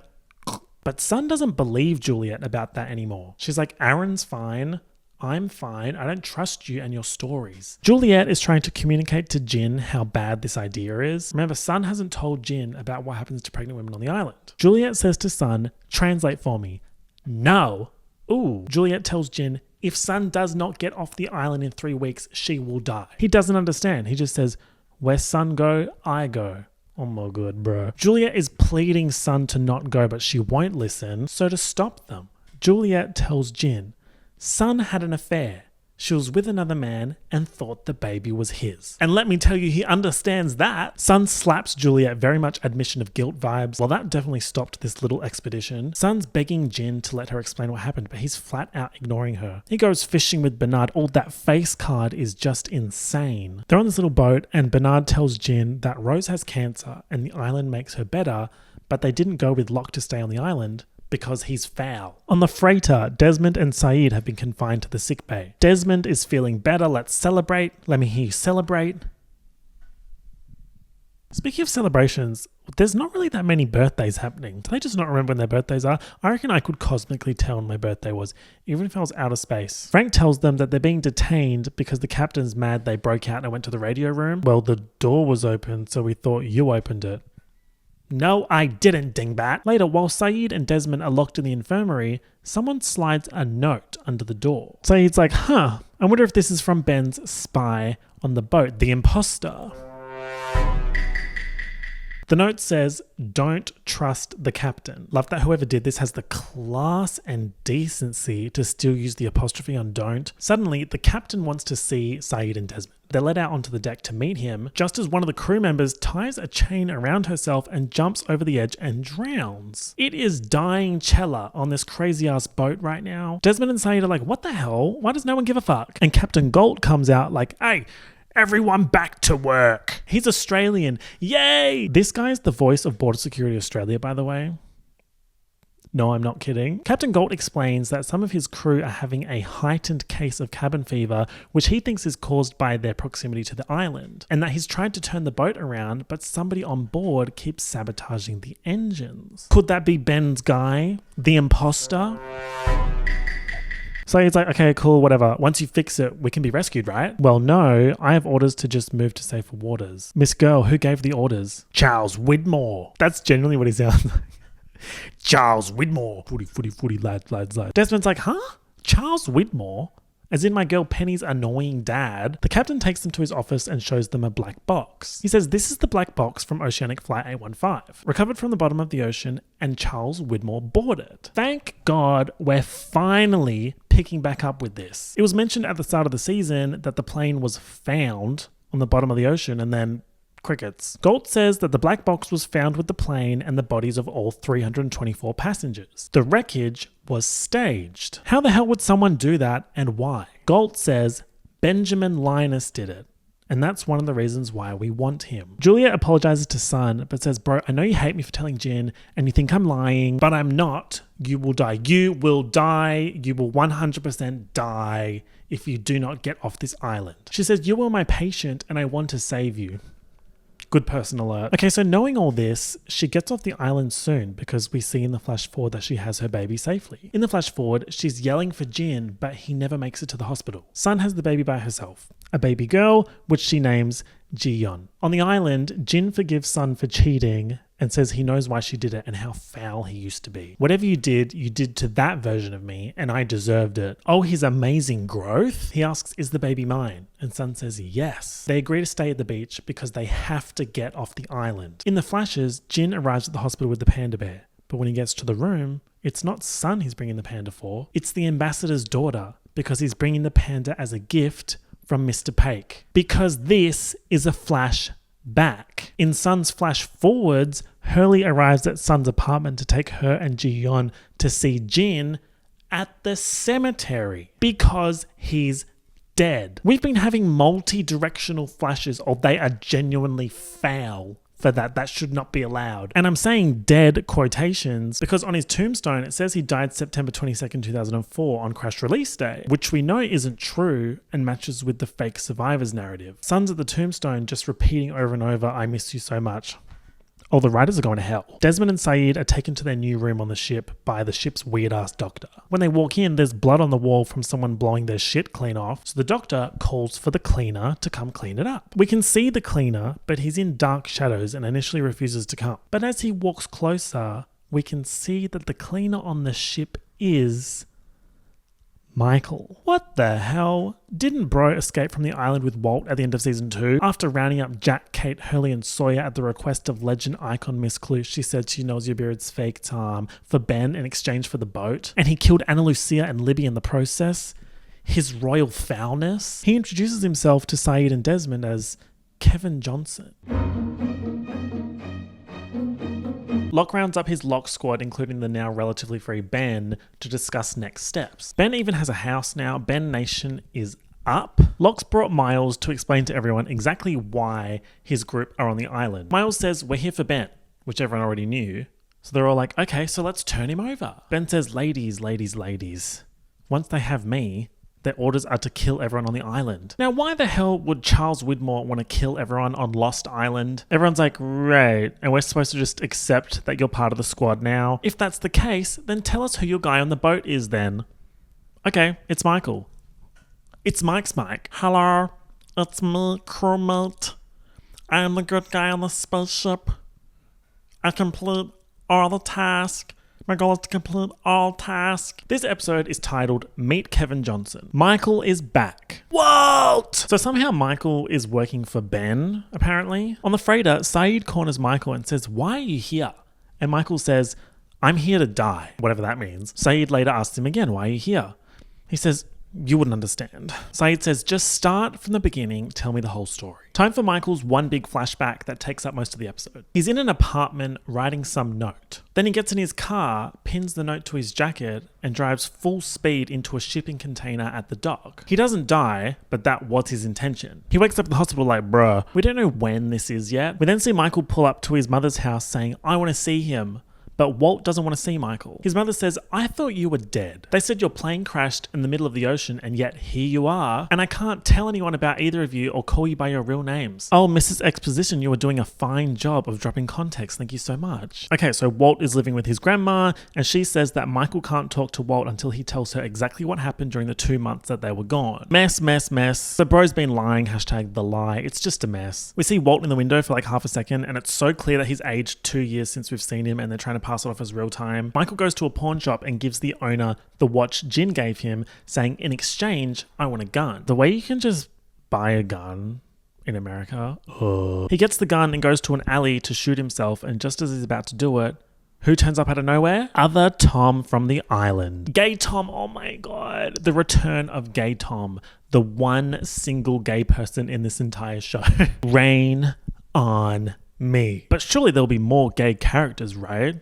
There's still like 40 episodes left. To be so crazy to have just one. She says she knows your beard's fake, Tom. We know gay Tom was killed by Sawyer in episode 23 of season 3, so this must be before then. Also, seeing an other in the real world in normal clothes is so crazy. Also, remember that Michael's experience with gay Tom was that he kidnapped Walt from the raft at the end of season 1. So they're not exactly friendly. Michael says, "How did you find me?" And Tom says, "We're the ones that let you go. Of course, we're going to keep tabs. Resources, honey, resources." Tom says he wants Michael's help and also says, "Are you trying to kill yourself because you told your son that you killed 2 women in cold blood and now you can't live with the guilt and now your son won't talk to you? Well, too bad. You can't kill yourself. The island won't let you. No matter how many different ways you try, it will not happen." He gives Michael his gun and says, "Give it a go if you don't believe me. But you've got more work to do." More work to do is another one of those common lost phrases. Damn, that island's working the fuck out of everyone. Tom leaves and tells Michael where to find him. Michael goes home to his apartment and tries to again. The gun doesn't even fire, even though there are 6 bullets in the cylinder. The island won't allow it. That's what I was saying about Jack trying to shoot Locke before. I don't think it would have happened because the island isn't done with Locke. Then on the TV, Michael sees a report of Oceanic 815 being found in the ocean. That's my plane. So Michael goes to see Tom. He's got some questions. And Tom is with his man Arturo. Ooh, not Tom pulling trade. Michael's like, "Bro, explain and do not piss me off. I'm telling you, I'm begging you.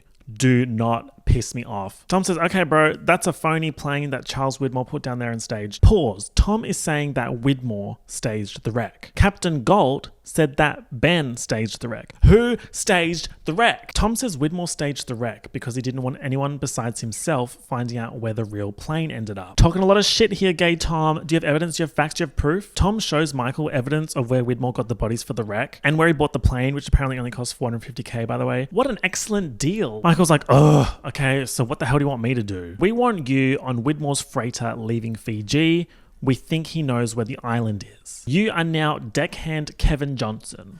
Michael's like, what the fuck? Why would I agree to do this? Tom says, because if Widmore finds the island, he'll kill everyone on it. This is how you redeem yourself for what you did. Michael's having PTSD like, "Gay Tom, please, I don't want to go back to the island." And Gay Tom says, "Who said you're going to the island? Your job is to get on the boat and kill everyone on board." Oh, Kevin gets on the boat in Fiji and meets Naomi, George, and Miles. Tom has given him a bomb to use when the boat gets to open water. But after meeting the crew, Michael's like, I'm not so sure I want to do this anymore. Kill everyone on the boat and save everyone on the island, or not kill everyone on the boat and apparently let everyone on the island die. The way it's just suffering after suffering after suffering for him. Oh my god. This actor was practicing. He was practicing for that show From, where it's just trauma after trauma after trauma. So the boat is now at sea. Frank introduces himself to Kevin. They start talking and Frank tells Kevin, I think that boat at the bottom of the ocean is not Oceanic 815. And Michael's like, that's crazy. Frank's like, that's why I signed up for this trip, because the owner of this boat, Charles Widmore, believes me and thinks Oceanic 815 might still be out there somewhere and we might find survivors. Michael's thinking, this is not what I was told was the vibe. I was told Charles put the wreck there. These conflicting allegations of the wreck. Ay, ay, ay. But then he sees Kimi and his goons shooting at targets with rifles. So Michael's like, this is not giving rescue mission. So he decides to blow up the boat. He sets up the bomb in the engine room and is about to press execute, which is very topical and relevant, pressing execute 4, 8, 15, 16, 20, 42, execute, when he hears the whispers and spins around to see Libby saying, "Don't do it, Michael." And then she disappears. I think this is actually the first time we've heard the whispers off island. Michael presses execute. He doesn't give a fuck. The 15-second timer reaches 0. And instead of blowing up, a message shoots out saying, "Not yet." Oh, they are just playing games with bro. Who put that there? Later, Minkowski tells Michael that he has a call from the mainland from Walt. Of course, Michael wants to talk to Walt, so he picks up the phone. And instead of Walt, it's effing Benjamin Linus in his little secret room in his house in the barracks. I'm confused as to when this call would be happening because Ben isn't all beat up, which means he hasn't been captured yet. Michael's like, what the fuck, bro? The bomb was fake. And Ben's like, you actually tried to detonate it? There are innocent people on board. It's not bombchella yet. You actually thought I wanted you to kill everyone on board? Well, yes. Ben wants a list of names of everyone on board, and then after Michael gives it to him, he wants Michael to destroy the radio room, then take out the engines so the boat can never get to the island. Right. This boat shite is proper confusing. At least now we know why the engines don't work, why the radio room was destroyed. Cut to present island time. Michael's telling all of this to Sayid and Desmond. Imagine hearing that the man who killed 2 of your friends to save his son from Ben is now working for Ben. Mind you, Desmond has never met Michael, so he's just like, who the hell is bro? Sayid drags Michael to the captain's office and airs his shit out. This guy's not Kevin. He's Michael, an Oceanic 815 survivor. He destroyed your engines. He's a traitor. He's the imposter.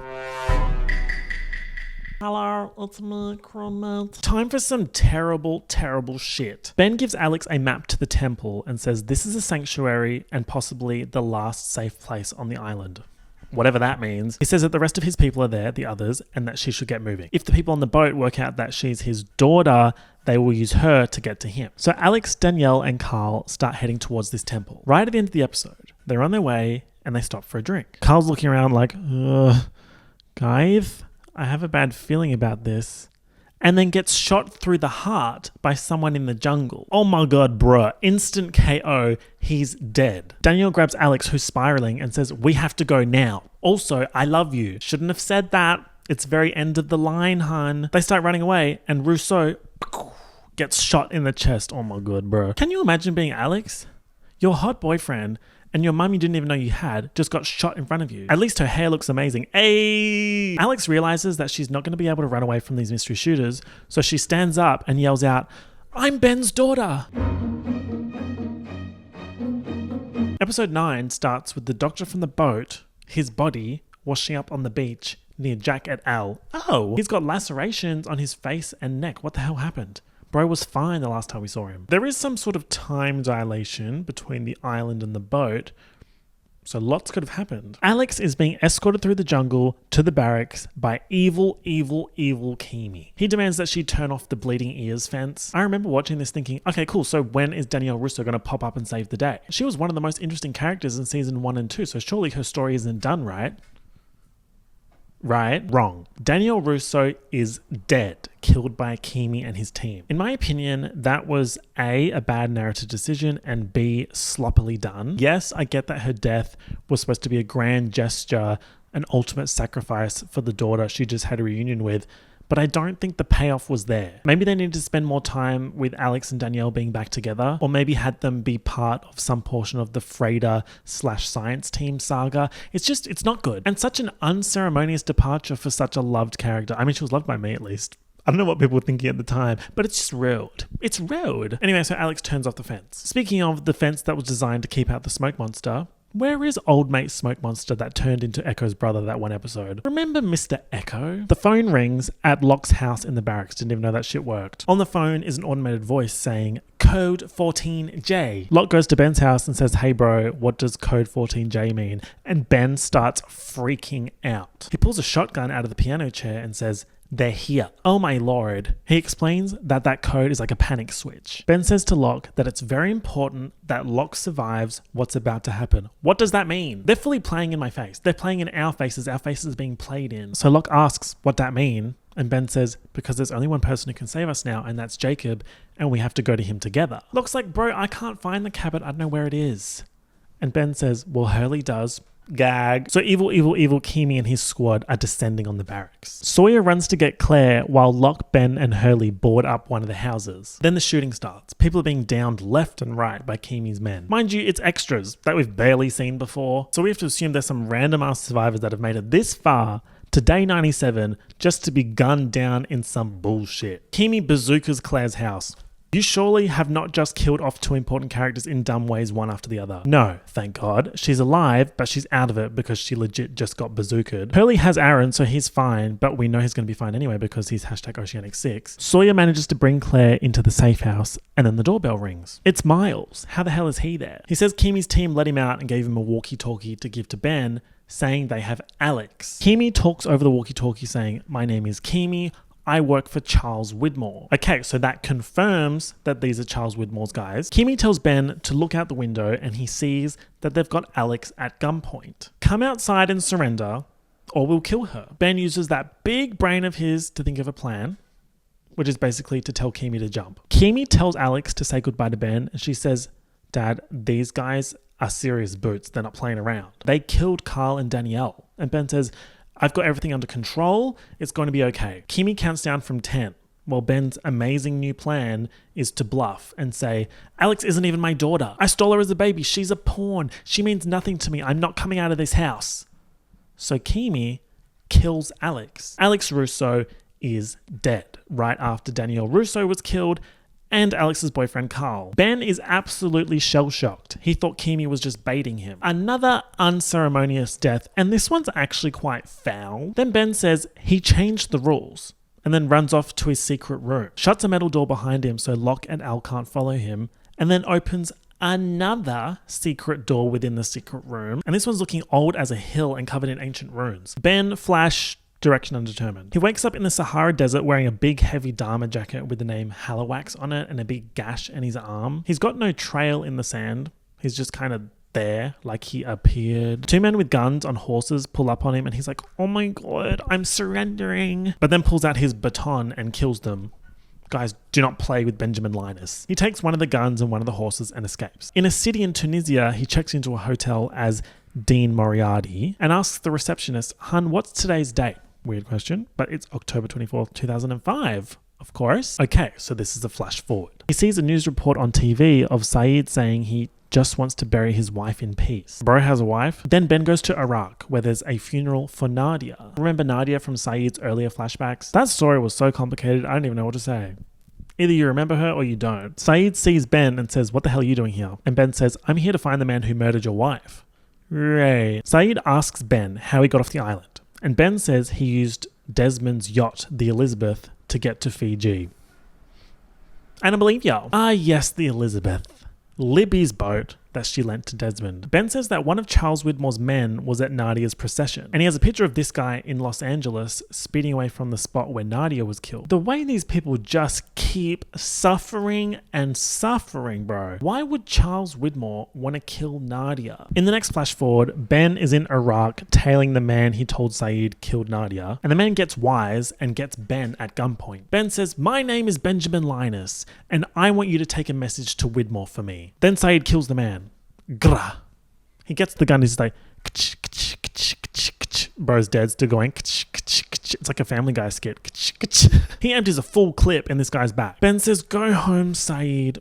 Turn around and walk away. This is not your war. Saeed's like, I'm mad as hell. They took my life from me. I looked for this woman for 8 years, found her, married her, and then they killed her. So this is my war. He says, who's next? So this is where Saeed became Ben's hitman in the flash forwards. And Saeed's acting like this was all his idea when it was Mastermind Ben's idea to recruit Saeed all along. Saeed's playing checkers on a stone tablet, Ben's playing Overwatch on a GTX 4070.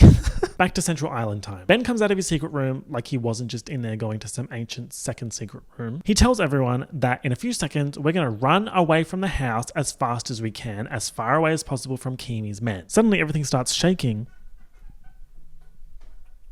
And we can hear the mechanical whirring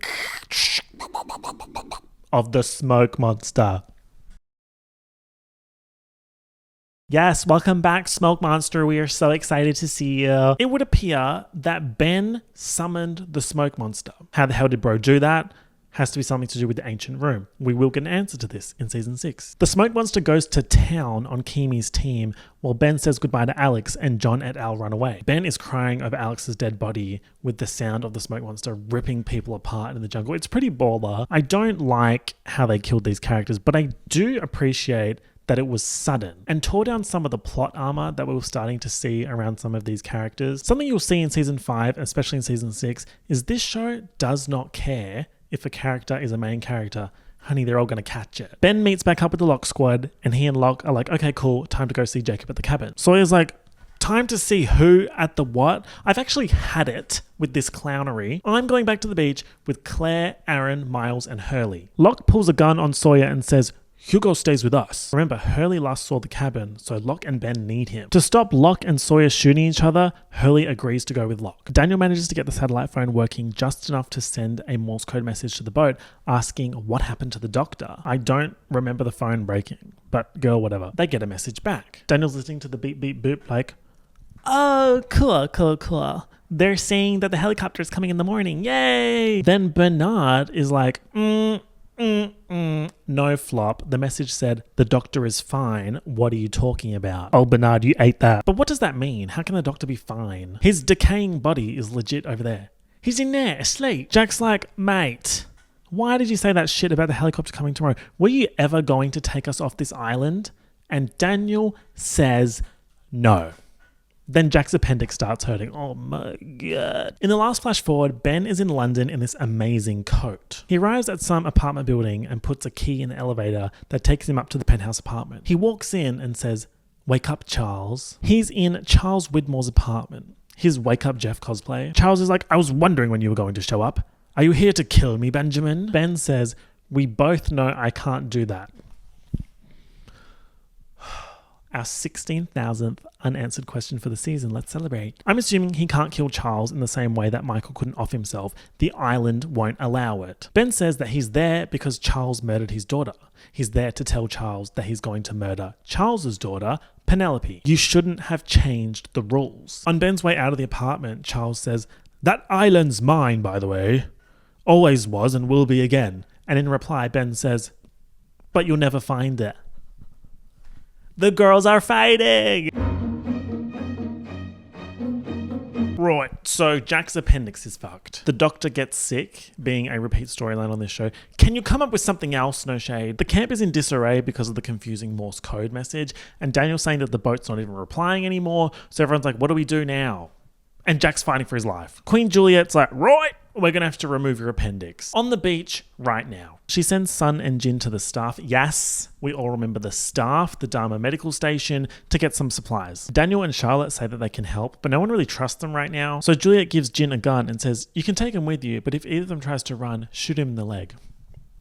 Badass. Meanwhile, Rose is like, this is weird. We're supposed to be getting rescued and suddenly our MVP's appendix is about to burst. The island makes people better. They don't get sick. It's weird. So Jack's like, cool. Okay, Juliet, I want to be awake for my appendectomy so I can talk you through it. And we can get Kate to hold up a mirror. Capiche? At the staff station, Jin and Sun are talking shit about how Daniel is crushing on Charlotte. And Charlotte keeps looking at them. So Jin's like, hey, Charlotte, I know you can speak Korean. She says, I can't understand Jihan. So in Korean, Jin says to her, if you keep lying, I'll break your friend Dan's fingers one by one. So Charlotte's like, oh yes, okay, fine, I speak Korean, what do you want? 안녕하세요, Charlotte입니다. Jin says, when your helicopter comes to get you, you're going to take Sun with you off the island. I don't give a fuck what happens to everyone else. Sun has to leave with you. This random British lady who speaks Korean, yes, queen allegations. In flash forwards, Jack is naked at Kate's house. Oh, and he's shaved his chest. Immediate prison. Looks like they're a thing. I mean, they're kissing naked in the bathroom. I think that's a fair assumption. Timeline-wise, this is after Kate's last flashback where Jack said that he didn't want to see Aaron. Now he's at Kate's house queening out with Aaron and hooking up with Kate. In the next flash forward, Jack sees Christian in the lobby of a building. Okay. Jack gets a call from Santa Rosa and they say that Hurley won't take his meds, won't sleep, and thinks his therapist isn't real. So Jack goes to visit Hurley to ask why he won't take his meds, and Hurley says, because we're dead, Jack. All of us Oceanic 6, we never got off the island. Just keep in mind that is Hurley saying this. That is not the show saying this. The show is not saying they all died. Remember that for 2028. Okay. Hurley says that he's been seeing Charlie, that Charlie said Jack would come to visit, and that Charlie has a message for Jack. The message being, you're not supposed to raise him, Jack. And that someone is going to be visiting Jack too. Not at all ominous. Bro, oh my god. If my friend said to me, I'm seeing shit, and also they said someone's going to come visit you soon, I'd be like, oh my god. Meanwhile, Sawyer, Claire, Aaron, and Miles are making their way back to the beach camp. Miles starts hearing things. Things that sound like Carl and Danielle being murdered and Alex yelling out their names. He's like, who's Danielle and Carl? And starts digging in the jungle. And he finds the bodies of Carl and Danielle in a shallow grave. So Sawyer's like, how the fuck did you know they were going to be there? Miles has some sort of ability where he can experience dead people's last moments, but that hasn't been explained yet. So pretend that I didn't tell you that. In the jungle, they run into Frank, who's got his satellite phone tracking Kimi and is also holding a med kit. So it looks like Kimi survived the smoke monster / ran away just in time. And Frank must have helicoptered them from the freighter to the island. That's why he's there. He says, you guys gotta hide, because if Kimi sees you, he'll kill you all. Sawyer, Miles, Claire, and Aaron quickly hide in the bushes, and Kimi turns up, and Frank gives him the med kit. In the bushes, Aaron makes a baby noise. Oh my god. Not now, honey. Mummy's hiding from the maniac from the boat owned by the father of the girlfriend of the guy that we found in a bunker on the island, pressing a button every 108 minutes. Kimmy's like, huh? What was that? James. But Frank manages to convince him that they need to get back to the chopper before sunset, which saves everyone from being caught. Juliet does an appendectomy on a numbed but conscious Jack with Kate holding up a mirror so he can watch, and it is unnecessarily graphic. Like, whoa, you could back up a little bit, and we don't really need the realism. Just tell me you're cutting the appendix out. I don't need to see it. We don't need to see that. Obviously, being conscious means being in a lot of pain, but Jack feels like he needs to be in control and leading the surgery via mirror. He starts screaming, so Juliet knocks him out with chloroform. The surgery goes fine. Kate and Juliet are talking while Juliet's patching Jack up. Juliet tells Kate that Jack kissed her at the Tempest, but that she thinks it was him trying to prove something. Prove to himself that he's not in love with someone else. Maybe I'm in love with someone on this island. Someone at this island who has a 4-letter name with 2 consonants and 2 vowels. And maybe one of them is a K. Oh, Queen Liette, you are just so classy. You're a classy, classy lady. Turns out Jack was awake the whole time hearing that conversation, and he didn't interrupt. So you agree. In the next flash forward, Jack wakes Kate up in the middle of the night to ask her if she'll marry him. Oh, they're playing house, yes. Then he's at work late and hears the smoke alarm going off in the reception area. So he goes to look, and Christian is sitting there saying, Jack. Remember, Hurley said that apparition Charlie said that Jack would be getting a visitor? Jack's like, oh my god. And then his coworker Erica pops up in the reception like, hey, Jack. Girl, you good? You look fucking crazy. So he asked this woman, Erica, for a sleeping pill prescription. Things are hectic right now for me at work, and plus I just got engaged. It's stressing me out. This apparently means clonazepam. I guess it's accurate that she would have terrible handwriting as a doctor. When he gets home, Kate's ending a phone call saying, Jack never gets home before 8 p.m. anyway. Jack's like, who dat? And Kate says, oh, it's just Noreen from the park. If you're making up names, why'd you pick Noreen? Noreen from the park. Who the hell is Noreen from the park? Next flash forward, Jack's drunk at home asking Kate where she's been. She just says, trust me and leave it be.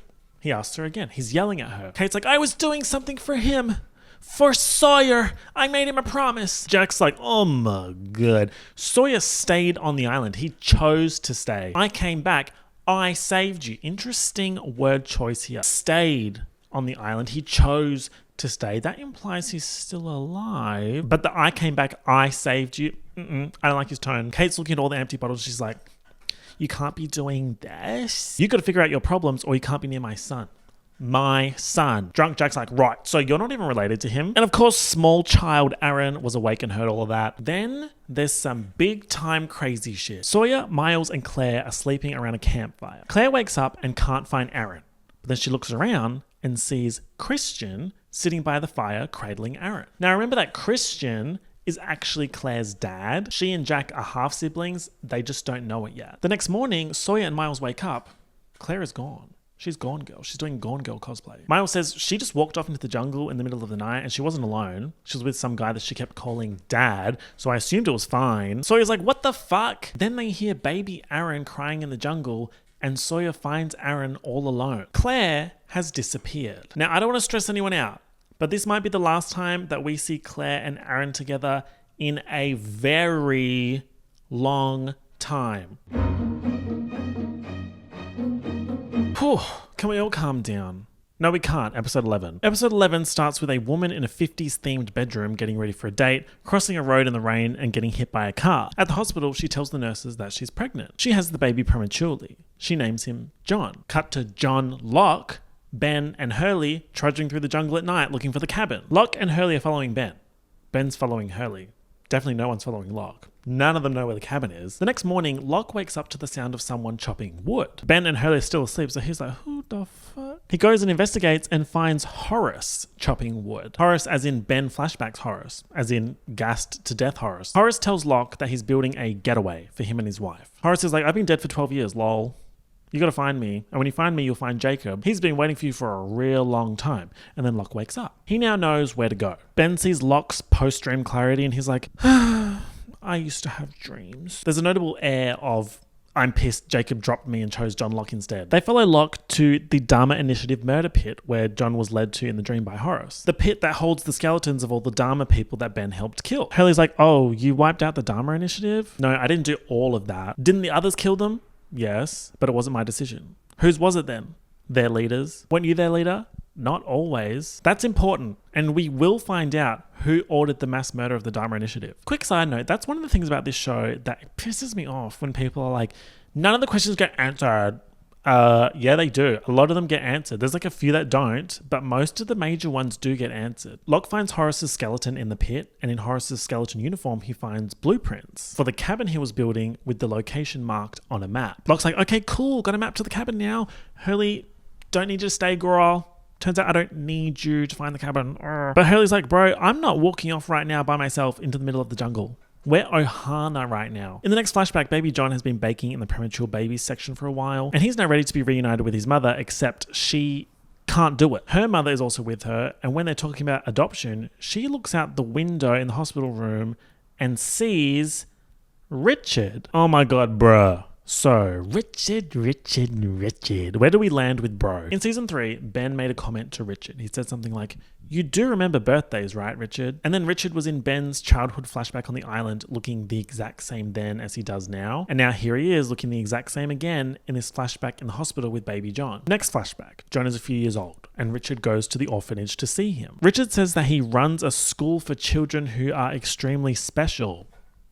Charles Xavier, is that you? On a wall in the orphanage, there's a picture that John drew. A big grey swirly smoke cloud killing someone. That looks familiar. Richard says that he wants to recruit John. But first, he lays out 7 items on a table and says, John, which of these belong to you? Baseball glove, book, container of sand, compass, comic book, and knife. John looks at them for a second and then picks up the knife. Richard looks pissed, says, well, no, that doesn't belong to you, and then gets up and leaves. He basically called child John a chop hoe. Again, we will find out which of the items does belong to John and why. Next flashback, John is in high school getting bullied. A teacher tells him that a company in Portland called Midlost Laboratories, oh my god, we know her, is recruiting smart young people, and a Dr. Alpert called asking about John. Richard Alpert from Midlost, oh, we are very familiar with you. John's like, bro, going to science camp is the reason why I get bullied. Not happening. I want to do other shit. The teacher's like, well, maybe being in a lab is what is for you. You can't be prom king. You can't be the quarterback.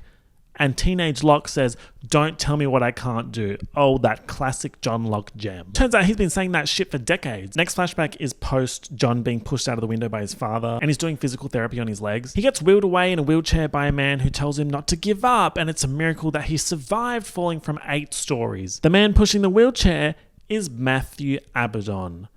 Right. He tells John that John needs to go on a walkabout. The infamous John Locke Australian walkabout pre-Oceanic 815 crash, which is the whole reason why he was in Australia. Abaddon says that he himself went on a walkabout and it changed him. He also says when they run into each other again, you'll owe me one for that advice. Let's check back in with the Freighter Nation. The helicopter has arrived back from the island. It's Frank returning with the remainder of Kimi's beat up team. The freighter doctor is like, what the hell happened to you guys? And Kimi's like, Black pillar of smoke 50 feet in the air. Yes, that's right. The doctor is still alive, even though we saw him wash up dead on the island with his throat slit a few episodes ago. Kimi's proper fuming because he knows someone gave him up. Ben knew everything about him. The captain's like, oh, that would have been Michael, who they've got locked up in one of the rooms. Kimi goes to shoot Michael in the head. The gun doesn't work. I kind of love this aspect of the island woo-woo that they're doing right now. Like, sorry, no, you can't kill him yet. The island, I'm not done with him. Kimi barges into the captain's office and opens some sort of safe that requires 2 keys to open. He has one and the captain has one. He pulls out a document he calls the Secondary Protocol, some sort of document with a Dharma logo on it. He says that the document says where Ben is going. How the hell would they know that? Well, Kimi says if Ben knows that Kimi's going to torch the island, there's only one place he could go. The captain's like, torch the island? I never agreed to that. That's not the plan. He goes out to Saeed and Desmond and tells them to hide before Kimi comes back out on the deck. Saeed's like, hiding is not an option. Give us your Zodiac raft thing so we can start saving people from the island. One of Kimi's men gets a Morse code message on his sat phone. The message is from Daniel. saying, "What happened to the doctor?" Oh my god, you guys, we are here. The message is received. The doctor is still alive. The message is being sent from the past where the doctor washes up dead. Frank goes to save Michael, saying, "Hello? Why didn't you tell me you were one of the survivors of Oceanic 815? We could have kikied." Michael's like, "Do not let Kimi go back to the island. He will kill everyone." The captain gives Saeed the raft boat thing and a compass, saying, "Make sure you stay on the 305 bearing. That's the only safe way to get to and from the boat." Mr. 305 checking in for the remix. Desmond says, "Sorry, Saeed, but I am not going back to that effing island, especially with Penny coming to get me." Understandable. So Saeed zooms off. Desmond watches Kimi et al. Prepare a whole bunch of weapons to go back to the island with in the helicopter, but Frank is refusing to take them, saying he was hired to fly scientists. Kimi's like, meh, meh, meh, meh, meh.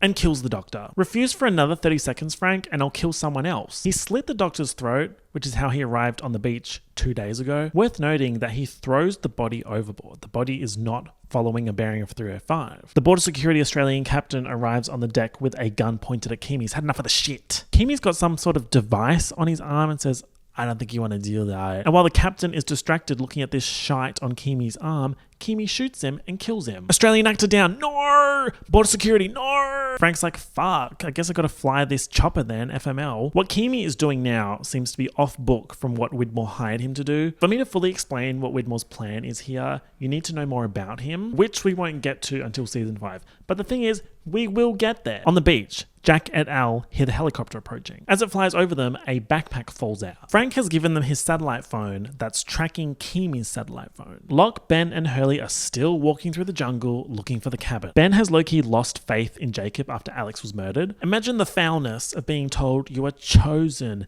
and special, and then your destiny ends up being shite like that. He says, "You will understand that soon, John, that there are consequences to being chosen." And then suddenly, Hurley sees the cabin. Worth noting that Hurley saw it. He was also the last person to see it. Locke and Ben haven't been able to find it. Hurley's found it twice. Ben says that he doesn't want to go in because his time is over. The island wanted Locke to get better. It wanted Ben to get sick. Remember the tumor on the spine? Basically, Ben's saying that he's bones. Hurley's like, "Bro, I'm not going in there either. Last time I went in there, it was spookchella. It was spookathon." So Locke goes into the cabin alone. Time for some bullshit. Anytime the cabin is involved, it's just bullshit central. Inside the cabin is a man. Locke says, "Are you Jacob?" The man says, "No, but I can speak on his behalf." The man is Christian Shepherd, and he introduces himself as Christian, so there's no games here. You might be like, what the hell is happening? I can't keep up. Please slow down. Please slow down. Please slow down. No. Also in the cabin is Claire.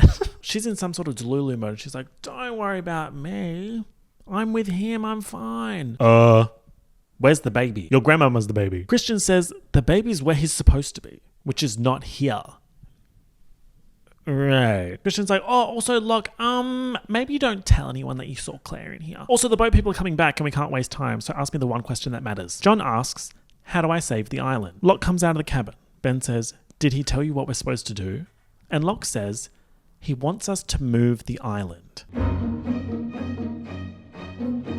Now, this he is not the he that Ben is referring to. Ben is referring to Jacob. Locke is referring to Christian. That's an important distinction, but I can't explain why until season 6. So episodes 12, 13, and 14 are actually a 3-part finale titled There's No Place Like Home. The Dorothy Tea. This aired as part 1 in 1 week and then parts 2 and 3 in a 2-hour block in the next week. This structure all stems from the writer's strike again. They basically had too much story to tell in a 2-hour finale. So 3-hour finale it is. And they have a lot of plot to get through here. I'll talk about this more at the end of the season, but I really do think season 4 is actually very solid plot-wise. They just got stuck trying to squeeze all of these plot points into a reduced season. It feels crazy to be like, welcome to episode 12, aka the start of the finale.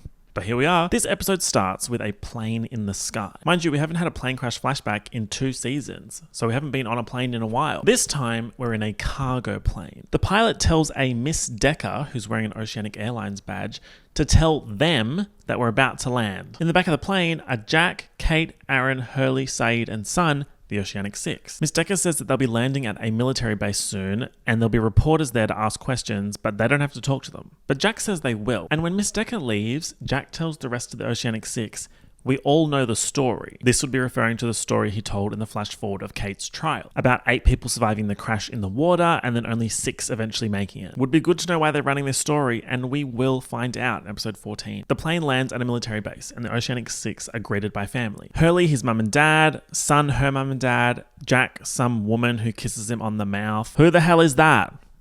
Well, we find out later that's his mum. Saeed and Kate have no one, so Hurley introduces Saeed to his mum and dad, and Kate's just left standing there holding the baby.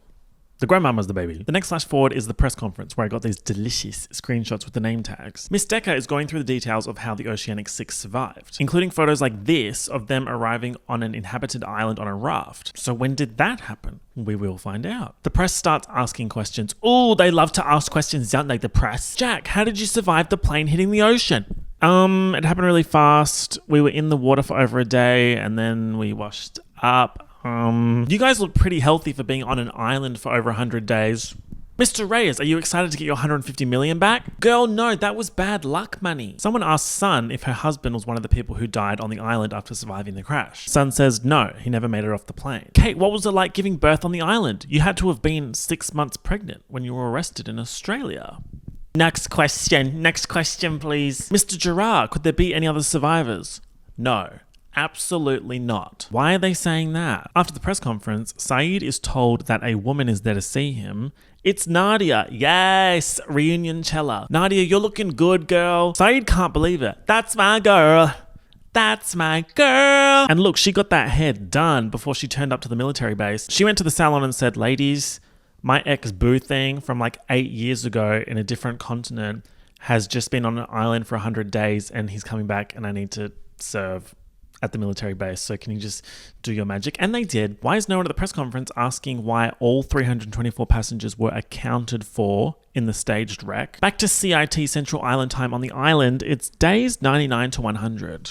Triple digits, ladies. The helicopter has just gone over and Frank dropped the backpack with the sat phone in it. Everyone on the beach is debating who dropped it and why. Could it be Desmond, Saeed? But why would they do that? Daniel's like, we can use this phone to call the sat phone that this phone is tracking. When they do, they can hear Frank and Kimi arguing and Kimi telling his team that as soon as they hit the ground, they're heading towards the Orchid. What's the Orchid? Juliet hasn't heard of it. Daniel tells Charlotte that going to the Orchid is secondary protocol, which is very, very, very bad. Jack and Kate head off into the jungle to track the helicopter phone. Jack's appendectomy stitches are bleeding. Oh my god, bro. Just give it a rest. You need to rest. They run into Miles, Sawyer, and Aaron, and understandably, Kate's like, where's Claire? Sawyer says she walked off into the jungle in the middle of the night, and we looked for her for a day, but she's disappeared. That's something that Lost does really well, stitching plot lines together. Sawyer has been separated from Jack and Kate for almost all of the season so far, but he's back. Jack and Kate say they're tracking whoever threw out the sat phone. And Sawyer's like, well, those boat people are bad fucking news. You would not believe what we just went through at the barracks. They tried to kill us. They did kill a bunch of us, just like Locke said they would. Jack's like, what? So we just hide now? I don't think so, honey. No, I put Desmond and Saeed on that chopper. I have to keep going with following it in case they're on it. Kate goes back to the beach with Aaron and Miles. Sawyer reluctantly decides to join Jack, saying, hold up, you don't get to die alone, which is a fun riff on Jack's season 1 mantra, live together, die alone. Oh, Sawyer the protector and savior, exactly. Jack appendectomized and bleeding all over the island is actually pissing me off. In a way, it's also giving me the ick. Locke, Ben, and Hurley are also heading to the Orchid, which Ben says is a greenhouse. They're going to move the island, which Ben says is dangerous and unpredictable, which is why he didn't do it before Kimi et al. Even arrived on the island. And he says they can do this at the Orchid. Kimi knows that Ben is going to try and move the island, so he's going to the Orchid to intercept him.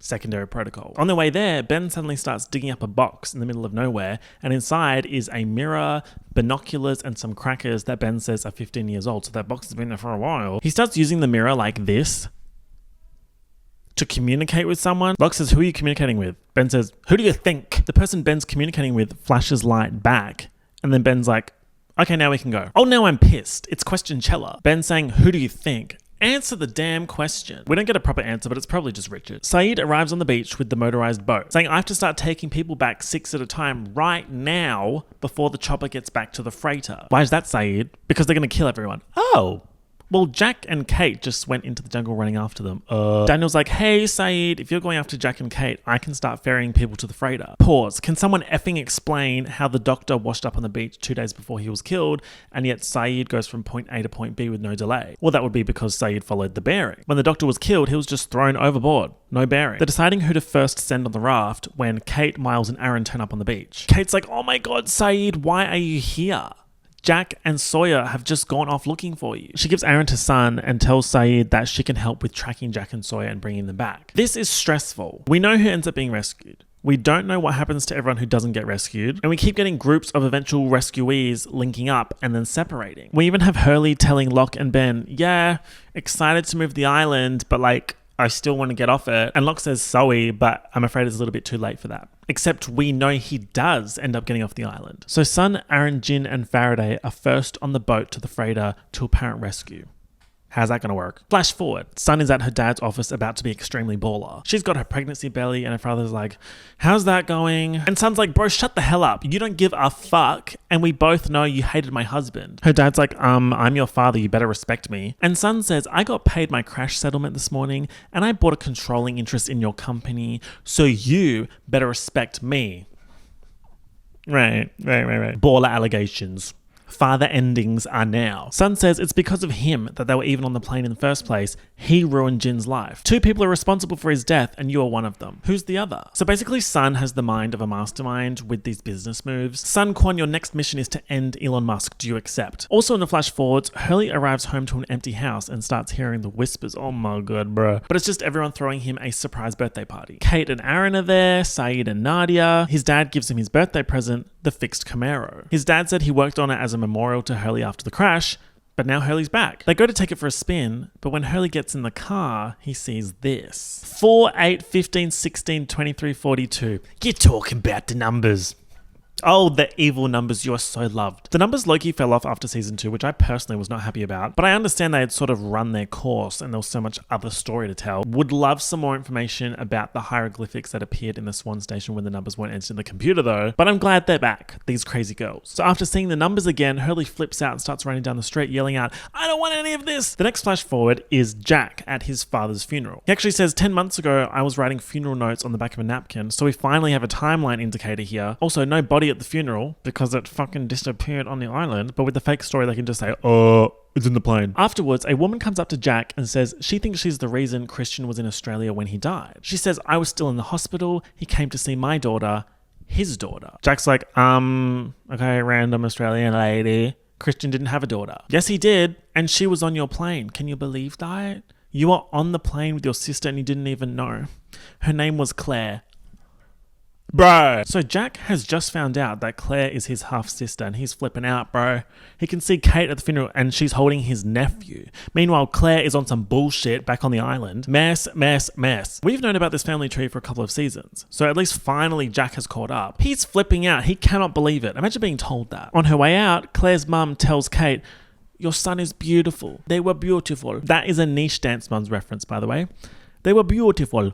Does anyone know what I'm talking about? Sun, Jin, Aaron, and Faraday arrive at the freighter. Faraday heads back to the island to get more people. Sun and Jin see Michael and they're like, what the fuck? Michael explains how he got back to the States. He and Walt followed Ben's bearing for a couple of days and arrived at an island with people on it, sold the boat, and bought a spot on a cargo ferry to the States.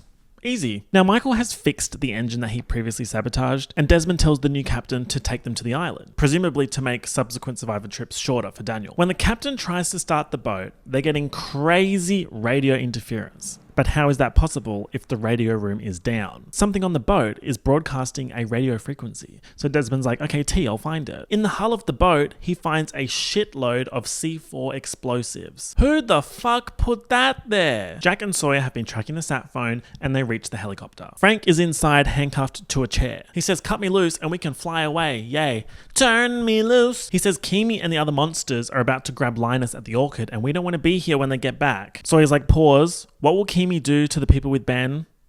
Jack. Hurley's with Ben, bro. So now these two are going to the orchid to save Hurley, this mess. Meanwhile, in the jungle, Kate and Saeed are looking for Sawyer and Jack, and Kate's tracking footprints and says, hold on, These don't belong to them. Out of the jungle walks Richard. Richard randomly being hot as hell. Okay, sure. He's popped out with all of the remaining others with guns. Welcome back, the others. Where have we been, ladies? Ben, Locke, and Hurley arrive at the orchid greenhouse, but it looks like Kiwi's men are there already. Ben gives Locke instructions on how to get to the actual orchid station using an elevator hidden in the greenhouse. He doesn't say what to do in the station though. Locke asks how they're going to take care of all these armed men. Ben says, "How many times do I have to tell you, John? I always have a plan." He walks off into the station, right into Kiwi's men. "I heard you bitches were looking for me." We are checking in with the Jack and Kate flash forward at the end of season 3 where he yells out, "We have to go back!" We haven't been here all season, so we still don't know whose casket Jack was visiting in that season 3 finale flash forward. When the funeral parlor worker asked him if he was friends or family with the deceased, and he said neither. What we do know now is that when Kate said to Jack, "He'll be wondering where I am," she was referring to Aaron. So at the start of this second part of the season 4 finale, Jack's just yelled out, "We have to go back." And Kate gets out of her car like, "We have to go back? Who do you think you are? Saying that shit to me after showing up with an obituary for Jeremy Bentham." Kate's like, "I knew Jeremy was crazy, but you believed him?" Jack's like, "Yeah, I did, because he said that's the only way I could keep you and Aaron safe." What is anyone talking about? Who the hell is Jeremy Bentham? We will find out at the end of episode 14. Kate says, "I've spent the last 3 years trying to forget the horrible things that happened the day that we left. How dare you tell me we have to go back?" You guys, what happened on the day they left? Okay, at least we know that that flash forward was happening in 2007. At that point, they'd left the island 3 years ago. Damn! So let's pick back up with that day where Kate says a bunch of horrible things happened. Sawyer and Jack have arrived at the orchid after leaving Frank at the helicopter to go look for Hurley. It's actually very easy. As soon as they get to the orchid, they find Hurley pissed in the jungle. Hurley's very thankful that Sawyer came back for him. It's also signaling how much of a change Sawyer's had since the first season where he was me. He's putting himself directly in harm's way to go back for Hurley or to look after Aaron. They all walk into the orchid to confront Locke. "Hello, Jack." There's no Kiwi around, there's no Ben. Locke's like, "Hey guys, I'm looking for a way to get into the Dharma station below this building." Jack's like, "To do what?" "Actually, I don't give a fuck. We came here for Hurley. Let's go back to the chopper." His iconic "I don't give a fuckery." Hurley's like, actually, evil Kiwi's taking Ben back to the chopper right now, so maybe we don't want to do that." Kiwi and Ben arrive back at the helicopter, and Frank's still handcuffed to the seat. Suddenly, Kate comes running out of the bushes. She tells Kiwi that she's being chased by Ben's people. Suddenly, everyone hears the whispers, and the others ambush Kiwi. Pause. Does this imply that the whispers are the others? It might come across like that, but that's not the case, and I can't explain why. Haha. Also, why are the others wearing this shit again? During the others' ambush, Kate and Ben run off into the jungle and Kiwi follows them. When Ben stumbles, Kate goes back for him. So obviously she and Saeed are in cahoots with the others to get Ben. The enemy of my enemy is my friend, etc, etc. They're all engaged in Kiwi endings. Saeed tackles him, but he gets the upper hand and nearly kills Saeed. And then Richard shoots Kiwi 4 times in the back. 4. Right. Ben says, "Thanks for coming, Richard," and then looks at Kate and Saeed and says, "So what was the arrangement?" Richard says, "If they helped us free you, we'd let them off the island." So Ben says, "Fair enough. Take the helicopter, have a safe journey." Oh, it was that easy. On the boat, Desmond, Jin, and Michael are looking at the foul C4 stacks. Desmond conveniently did 6 months of explosive disposal in the army. Right. He's like, "Ooh, this is rigged to explode after receiving a radio signal. Oh, that's really not good, is it?" Michael's plan is to freeze the shit with liquid nitrogen, but guess what, ladies and ladies? There's only 1 canister of it. Freeze the battery, the bomb can't go off. But if they freeze it too early and run out of juice, boom. If they wait too long and the bomb is triggered, boom. They do a real quick MBA risk analysis and say, "You know what? Let's start freezing." In this episode's flash forwards, Hurley is visited at Santa Rosa by Walt. Walt! Real Walt, not ghost Walt. Walt's looking old as hell. Walt looks like a guy that I worked with in the 80s. Great guy. Where are we timeline-wise? Walt's like, "When you all got rescued and came back, no one came to see me. But you know who did come to see me? Jeremy Bentham." Walt says, "I don't understand why you're all lying." Hurley says they're lying because it's the only way to protect everyone who didn't come back. Whatever that means. The phrasing, "everyone who didn't come back," doesn't sound like they died. Walt's like, "Oh, right, okay, cool, like my dad." And Hurley's like, sure. Remember when Walt had powers? I kind of wish they continued with that. Locke wants Jack to reconsider leaving the island. He says, "I want you to stay." "Oh, Jalok shippers, there's something for you." Jack's like, "Nah, you're bonkers, we're going home." Locke says, "Well, you're not supposed to go home. You're here for a reason, and if you leave, that knowledge will eat you alive until you decide to come back." He tells Jack, if you have to go, then you have to lie about everything. everything that's happened on the island. Why? Because it's the only way to protect it. He actually says if you lie half as well as you lie to yourself, they'll believe you. Ooh, just a quick little slap there by Locke. Jack thinks Locke is proper cuckoo crazy. He's like, bro, it's just an island. Locke's like, sweetie, it's so much more than that. Miracles happen here and I'll prove it soon. Jack's like, hun, there's no such thing as miracles. OMG, the man of science versus man of faith debate. Locke was team faith, Jack was team science. Then Locke had his season 2 crisis of faith in the island, which resulted in the station exploding. And now he's fully back to being team faith, probably because he thinks he's chosen by Jacob, etc. However, he did not speak to Jacob in the cabin, he spoke to Christian. And Christian is not Jacob for reasons that I can't explain yet. Suddenly, SKP Ben arrives at the Orchid. He opens a secret elevator with Locke and tells Jack that Saeed and Kate are waiting for him at the helicopter. He tells Jack, if I were you, I'd want to be on that boat within the hour. Bye! Okay, ominous. Time to go to a secret underground station. Yay! This one looks more space-agey than the others. I really like what they've done with the decor. Locke's looking around. He's like, oh, Ben, is this the magic box? Now that's a throwback. When Ben told Locke there's a magic box on the island that makes things appear, such as his dad. Ben's like, no, dumbass, you idiot. Locke's asking a whole bunch of questions. What's this station for? Experiments, like the others. You know what, Locke? Just watch this tape. Oh, a Dharma tape? We just love to see it. We love it. The tape starts playing. It says, this is station 6 of 6. Dr. Marvin Candle, aka Dr. Mark Wickman, introduces himself as Dr. Edgar Halifax. Right. On the tape, he says that the unique properties of the island have created a kind of Casimir effect, allowing for unique experiments in space and time.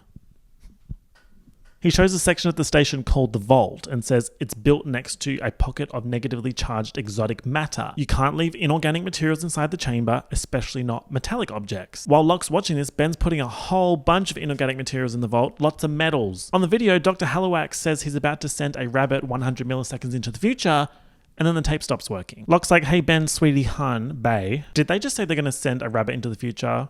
Is that time travel? Ben's like, yeah, time travel confirmed, gag. While they're queening out in the Orchid station, they hear the elevator door closing.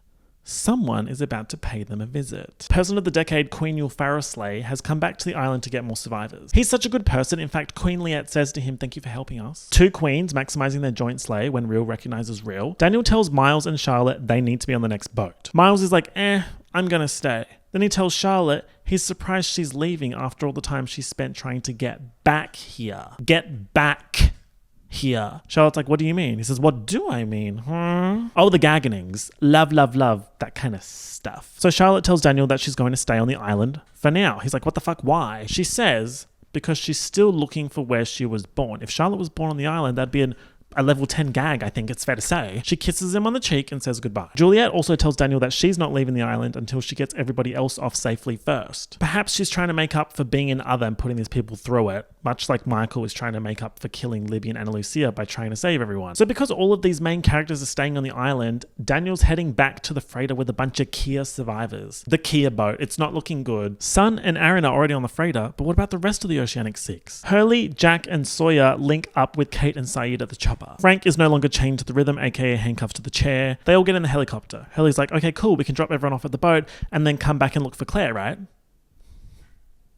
Right? They're flying over the island, everyone's doing a big exhale. They're like, see ya, bitch. See ya, island, you bitch. Things are a little bit too good for them right now. So why don't we introduce the issue of the helicopter losing fuel out of a bullet hole in the tank when they're over the ocean and the freighter is nowhere to be seen? Frank's like, fuck, we gotta lose weight now if we're gonna have any chance of making it to the freighter. Biggest loser final weigh-ins are now. They start throwing shit out the side of the helicopter into the ocean, but it's not enough. They are not gonna make it to the freighter. Suddenly, Sawyer whispers something in Kate's ear. She's like, he says, just do it, Freckles, and then jumps out of the helicopter. He sacrifices himself so the rest of them could have the chance to make it. He's fine, he's alive, he's swimming in the ocean, but he's not in the helicopter. That means everyone in the helicopter, apart from the pilot, is part of the Oceanic 6, and Sun and Aaron are on the freighter. Things are not looking good for the Juliets, the Daniels, the Charlottes, the Miles, the Sawyers, the Bernards, the Roses, and the Vincents of the world. So, who snuck into the Orchid station?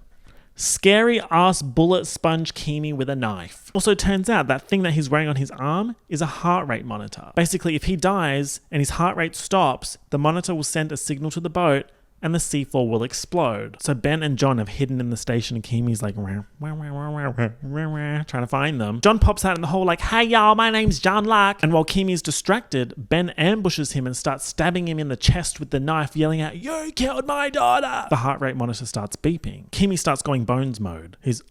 Locke says, you just killed everyone on that boat. And Ben says,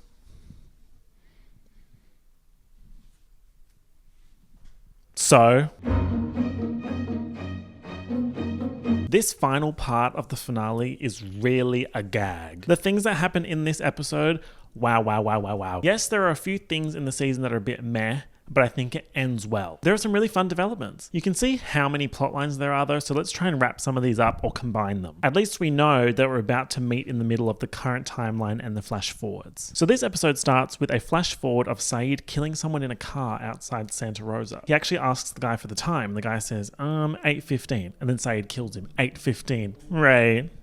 He breaks inside and tells Hurley that he wants to take him somewhere safe. Hurley's playing chess with an empty chair and refers to the empty chair as Mr. Echo. Whatever, girl. Empty chair, do a solo. This flash forward has to be in 2007 because Hurley says, why would I go with you? I haven't seen you in forever. Saeed tells Hurley that Bentham is dead by suicide. Who the hell is Bentham and why can't they say his real name? Well, Hurley's about to say his real name and then Saeed's like, shh, we're being watched. Hurley's like, we're not going back, are we? And Saeed says, no, just somewhere safe. Back to present. Everyone is depressed in the helicopter post-Sawyer jumpings. They finally see the freighter and head towards it. Baby, there's not going to be a boat for much longer if Kimi dies. Locke is in the orchid trying to save Kimi, but the heart rate monitor has switched red. Bro is dead. On the boat, the red light on the bomb turns on. Luckily, Michael's been freezing the battery, so it doesn't explode straight away, but he's only got about 5 minutes of juice left to keep freezing. How excellent that the helicopter is about 5 minutes away then. Michael tells Desmond to start getting people off the boat while he and Jin keep freezing. Mess. Where is everyone supposed to go? Desmond sees a helicopter approaching the freighter and he's like, don't land, go back, there's a bomb. Oh, we have to go back to the island? Very topical, however, unfortunately, there's not enough fuel for that, hun. Heart rate is high right now. Well, not for Kimi. Baha, he's bones. Everyone's about to be bones. Frank lands the chopper on the boat and is quickly patching up the fuel tank while Jack's pumping gas. Desmond's on the other side of the chopper patching up another hole. Sun's holding Aaron like, I'm gonna go get Jin. Kate's like, no, you get on the chopper first. I'll go get Jin, hashtag pregnant women and children first. Michael runs out of freeze juice and tells Jin to leave and get to his wife. Oh, I bet everything is about to work out really well. Frank starts the chopper. Kate's running to get Jin. Jack's running to get Kate. Jin's running through the freighter levels like it's Tomb Raider. Jack grabs Kate and drags her to the chopper. We've got the same people on the chopper as before, plus Desmond laying on the floor patching up holes in the fuel tank. So, Oceanic 6 plus Desmond and Frank. The helicopter takes off as Jin makes it to the deck and is waving his hands. Sun screams at Frank, we have to go back! All key phrase this season. Frank's like, no, we've got no fuel. Michael is next to the bomb and starts hearing the whispers. Suddenly, Christian Shepherd appears saying, you can go now, Michael. There seems to be a direct correlation between hearing the whispers and seeing Christian. Is this connected to Juliet hearing the whispers and then seeing Harper Stanhope? You might think yes, but no. The boat explodes. Like, kaboom. Look at this shit. We have to assume that everybody on board is dead. The way in which Michael died trying to stop a bomb from blowing up the boat, when that's initially exactly what he wanted to do, blow up the boat with a bomb. Also interesting that Christian says that Michael can go now, right before he dies, after a period of not being allowed to die because the island wasn't done with him. This implies a direct correlation between Christian and the island. More on that in season 6. The helicopter is in the air watching this boat explode, and Sun is guttural screaming that she knows Jin is still down there. The last thing Sun saw was Jin running onto the deck waving his hands to be saved. Hey yo, pull me up. This is such a disaster, like. This was supposed to be hashtag survival and it just blew up and killed a bunch of people. Like, I don't think there's survivors here, bro. So what are they gonna do now? Frank turns the chopper towards the island. Turns out they are going back. Flash forward to Sun in 2007 in London in a pinstripe pantsuit. She's tailing Charles Widmore. She goes up to him and says, hey, I'm Sun Quan. He says, oh yes, Paik Industries. Yes, I'm familiar. She's like, oh, don't piss me off with this little act, Mr. Charles Widmore. You know I'm an Oceanic 815 survivor and you know we were lying about where we were. Oh, gag it. She woke up that day, put the pinstripe suit on and said, let's change history. She tells him to call her when he's ready to discuss their common interests and says, as you know, we're not the only ones who left the island.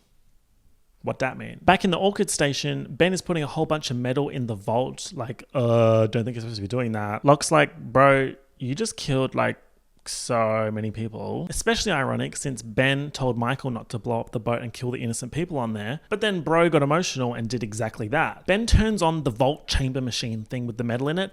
It blows up. Locke's like, what the hell are you doing? Of course we're not getting answers. Ben puts on a warm-looking Dharma jacket with the name Halawax on it, talking about some, I'm going somewhere cold. No jacket for you, John, because you're not going with me. Hold on. Isn't that the jacket he was wearing when he popped up in the Sahara Desert? He had a big gash on his arm though, so... And isn't Halawax one of the last names of the Dharma guy? Ben says that he's about to move the island and says he has to do it himself because Jacob wants him to suffer the consequences. The consequences being whoever moves the island can never come back. He tells John to leave the station and meet up with Richard and the others and become their leader. He says, goodbye, John. I'm sorry I made your life so miserable. And he did. So Locke leaves and meets up with Richard and the gang of NPCs. Sawyer swims his way to the shore of the island. Juliet is there drinking Dharma rum. She's like, bro, turn around. He turns around, sees the column of smoke coming from where the ship should have been. So I just did a heroic display for nothing. You're kidding. Ben climbs into the freshly exploded chamber and through the blown out wall in the back. It leads to a tunnel and some sort of ancient ladder that Ben climbs down. The ladder gives way, he hits his arm on the way down, gets a huge gash. Oh my god, the timelines are about to link up. He's in some sort of ancient Arctic room with runes everywhere and a frozen wheel sticking out of a wall. He starts pushing the wheel after a huge effort to break some of the ice off it. Looks like it hasn't been used in a long time. As he pushes it, the island starts making this weird whirring noise. Locke can hear it. Sawyer and Juliet on the beach can hear it. Daniel on the Kia speedboat to the now destroyed freighter can hear it. The helicopter squad can hear it. Ben's theme is playing while he's pushing the wheel crying. There's a light coming from inside the wall. Suddenly, there's a blinding bright light everywhere on the island. In the helicopter, when Jack's eyes adjust, he can see that the island has disappeared.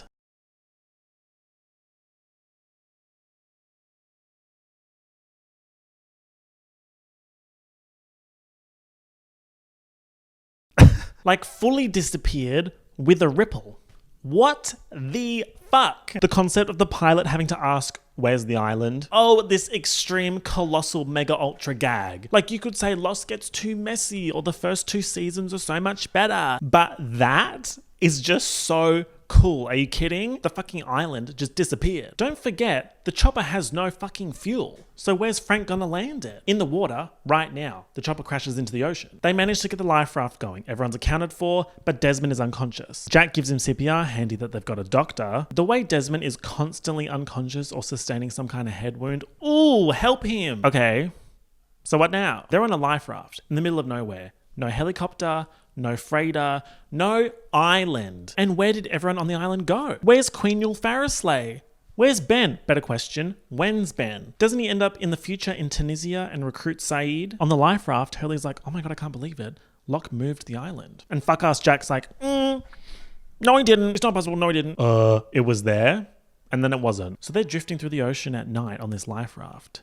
And then they see a boat's lights. Suddenly Jack's like, wait, we're gonna have to lie. Locke said if he could perform a miracle, then Jack would have to lie, and he just made the bloody island disappear. Jack says whoever put that plane on the bottom of the ocean and sent the freighter, Widmore, wanted everyone to think that we were dead. So we have to keep that lie up to protect ourselves and everyone we left behind. This rescue boat arrives at the raft. The boat belongs to Penny Widmore. Oh my god, bruh. Also, Penny's workers on the boat are the guys that we saw at the tracking station at the end of season 2. Desmond climbs up onto the boat and they have a reunion. Finally, we win something. Penny says she found him from their phone call using her tracking station. Why doesn't someone have a tracking station tracking my cross-time calls? Desmond says, now that I'm back with you, I'll never leave you again.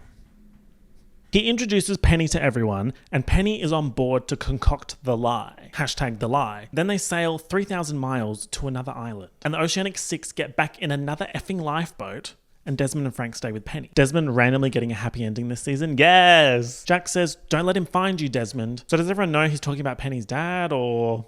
like, Penny's right there. Does she know they're talking shit about her dad? Jack also says to Desmond, see you in another life, brother.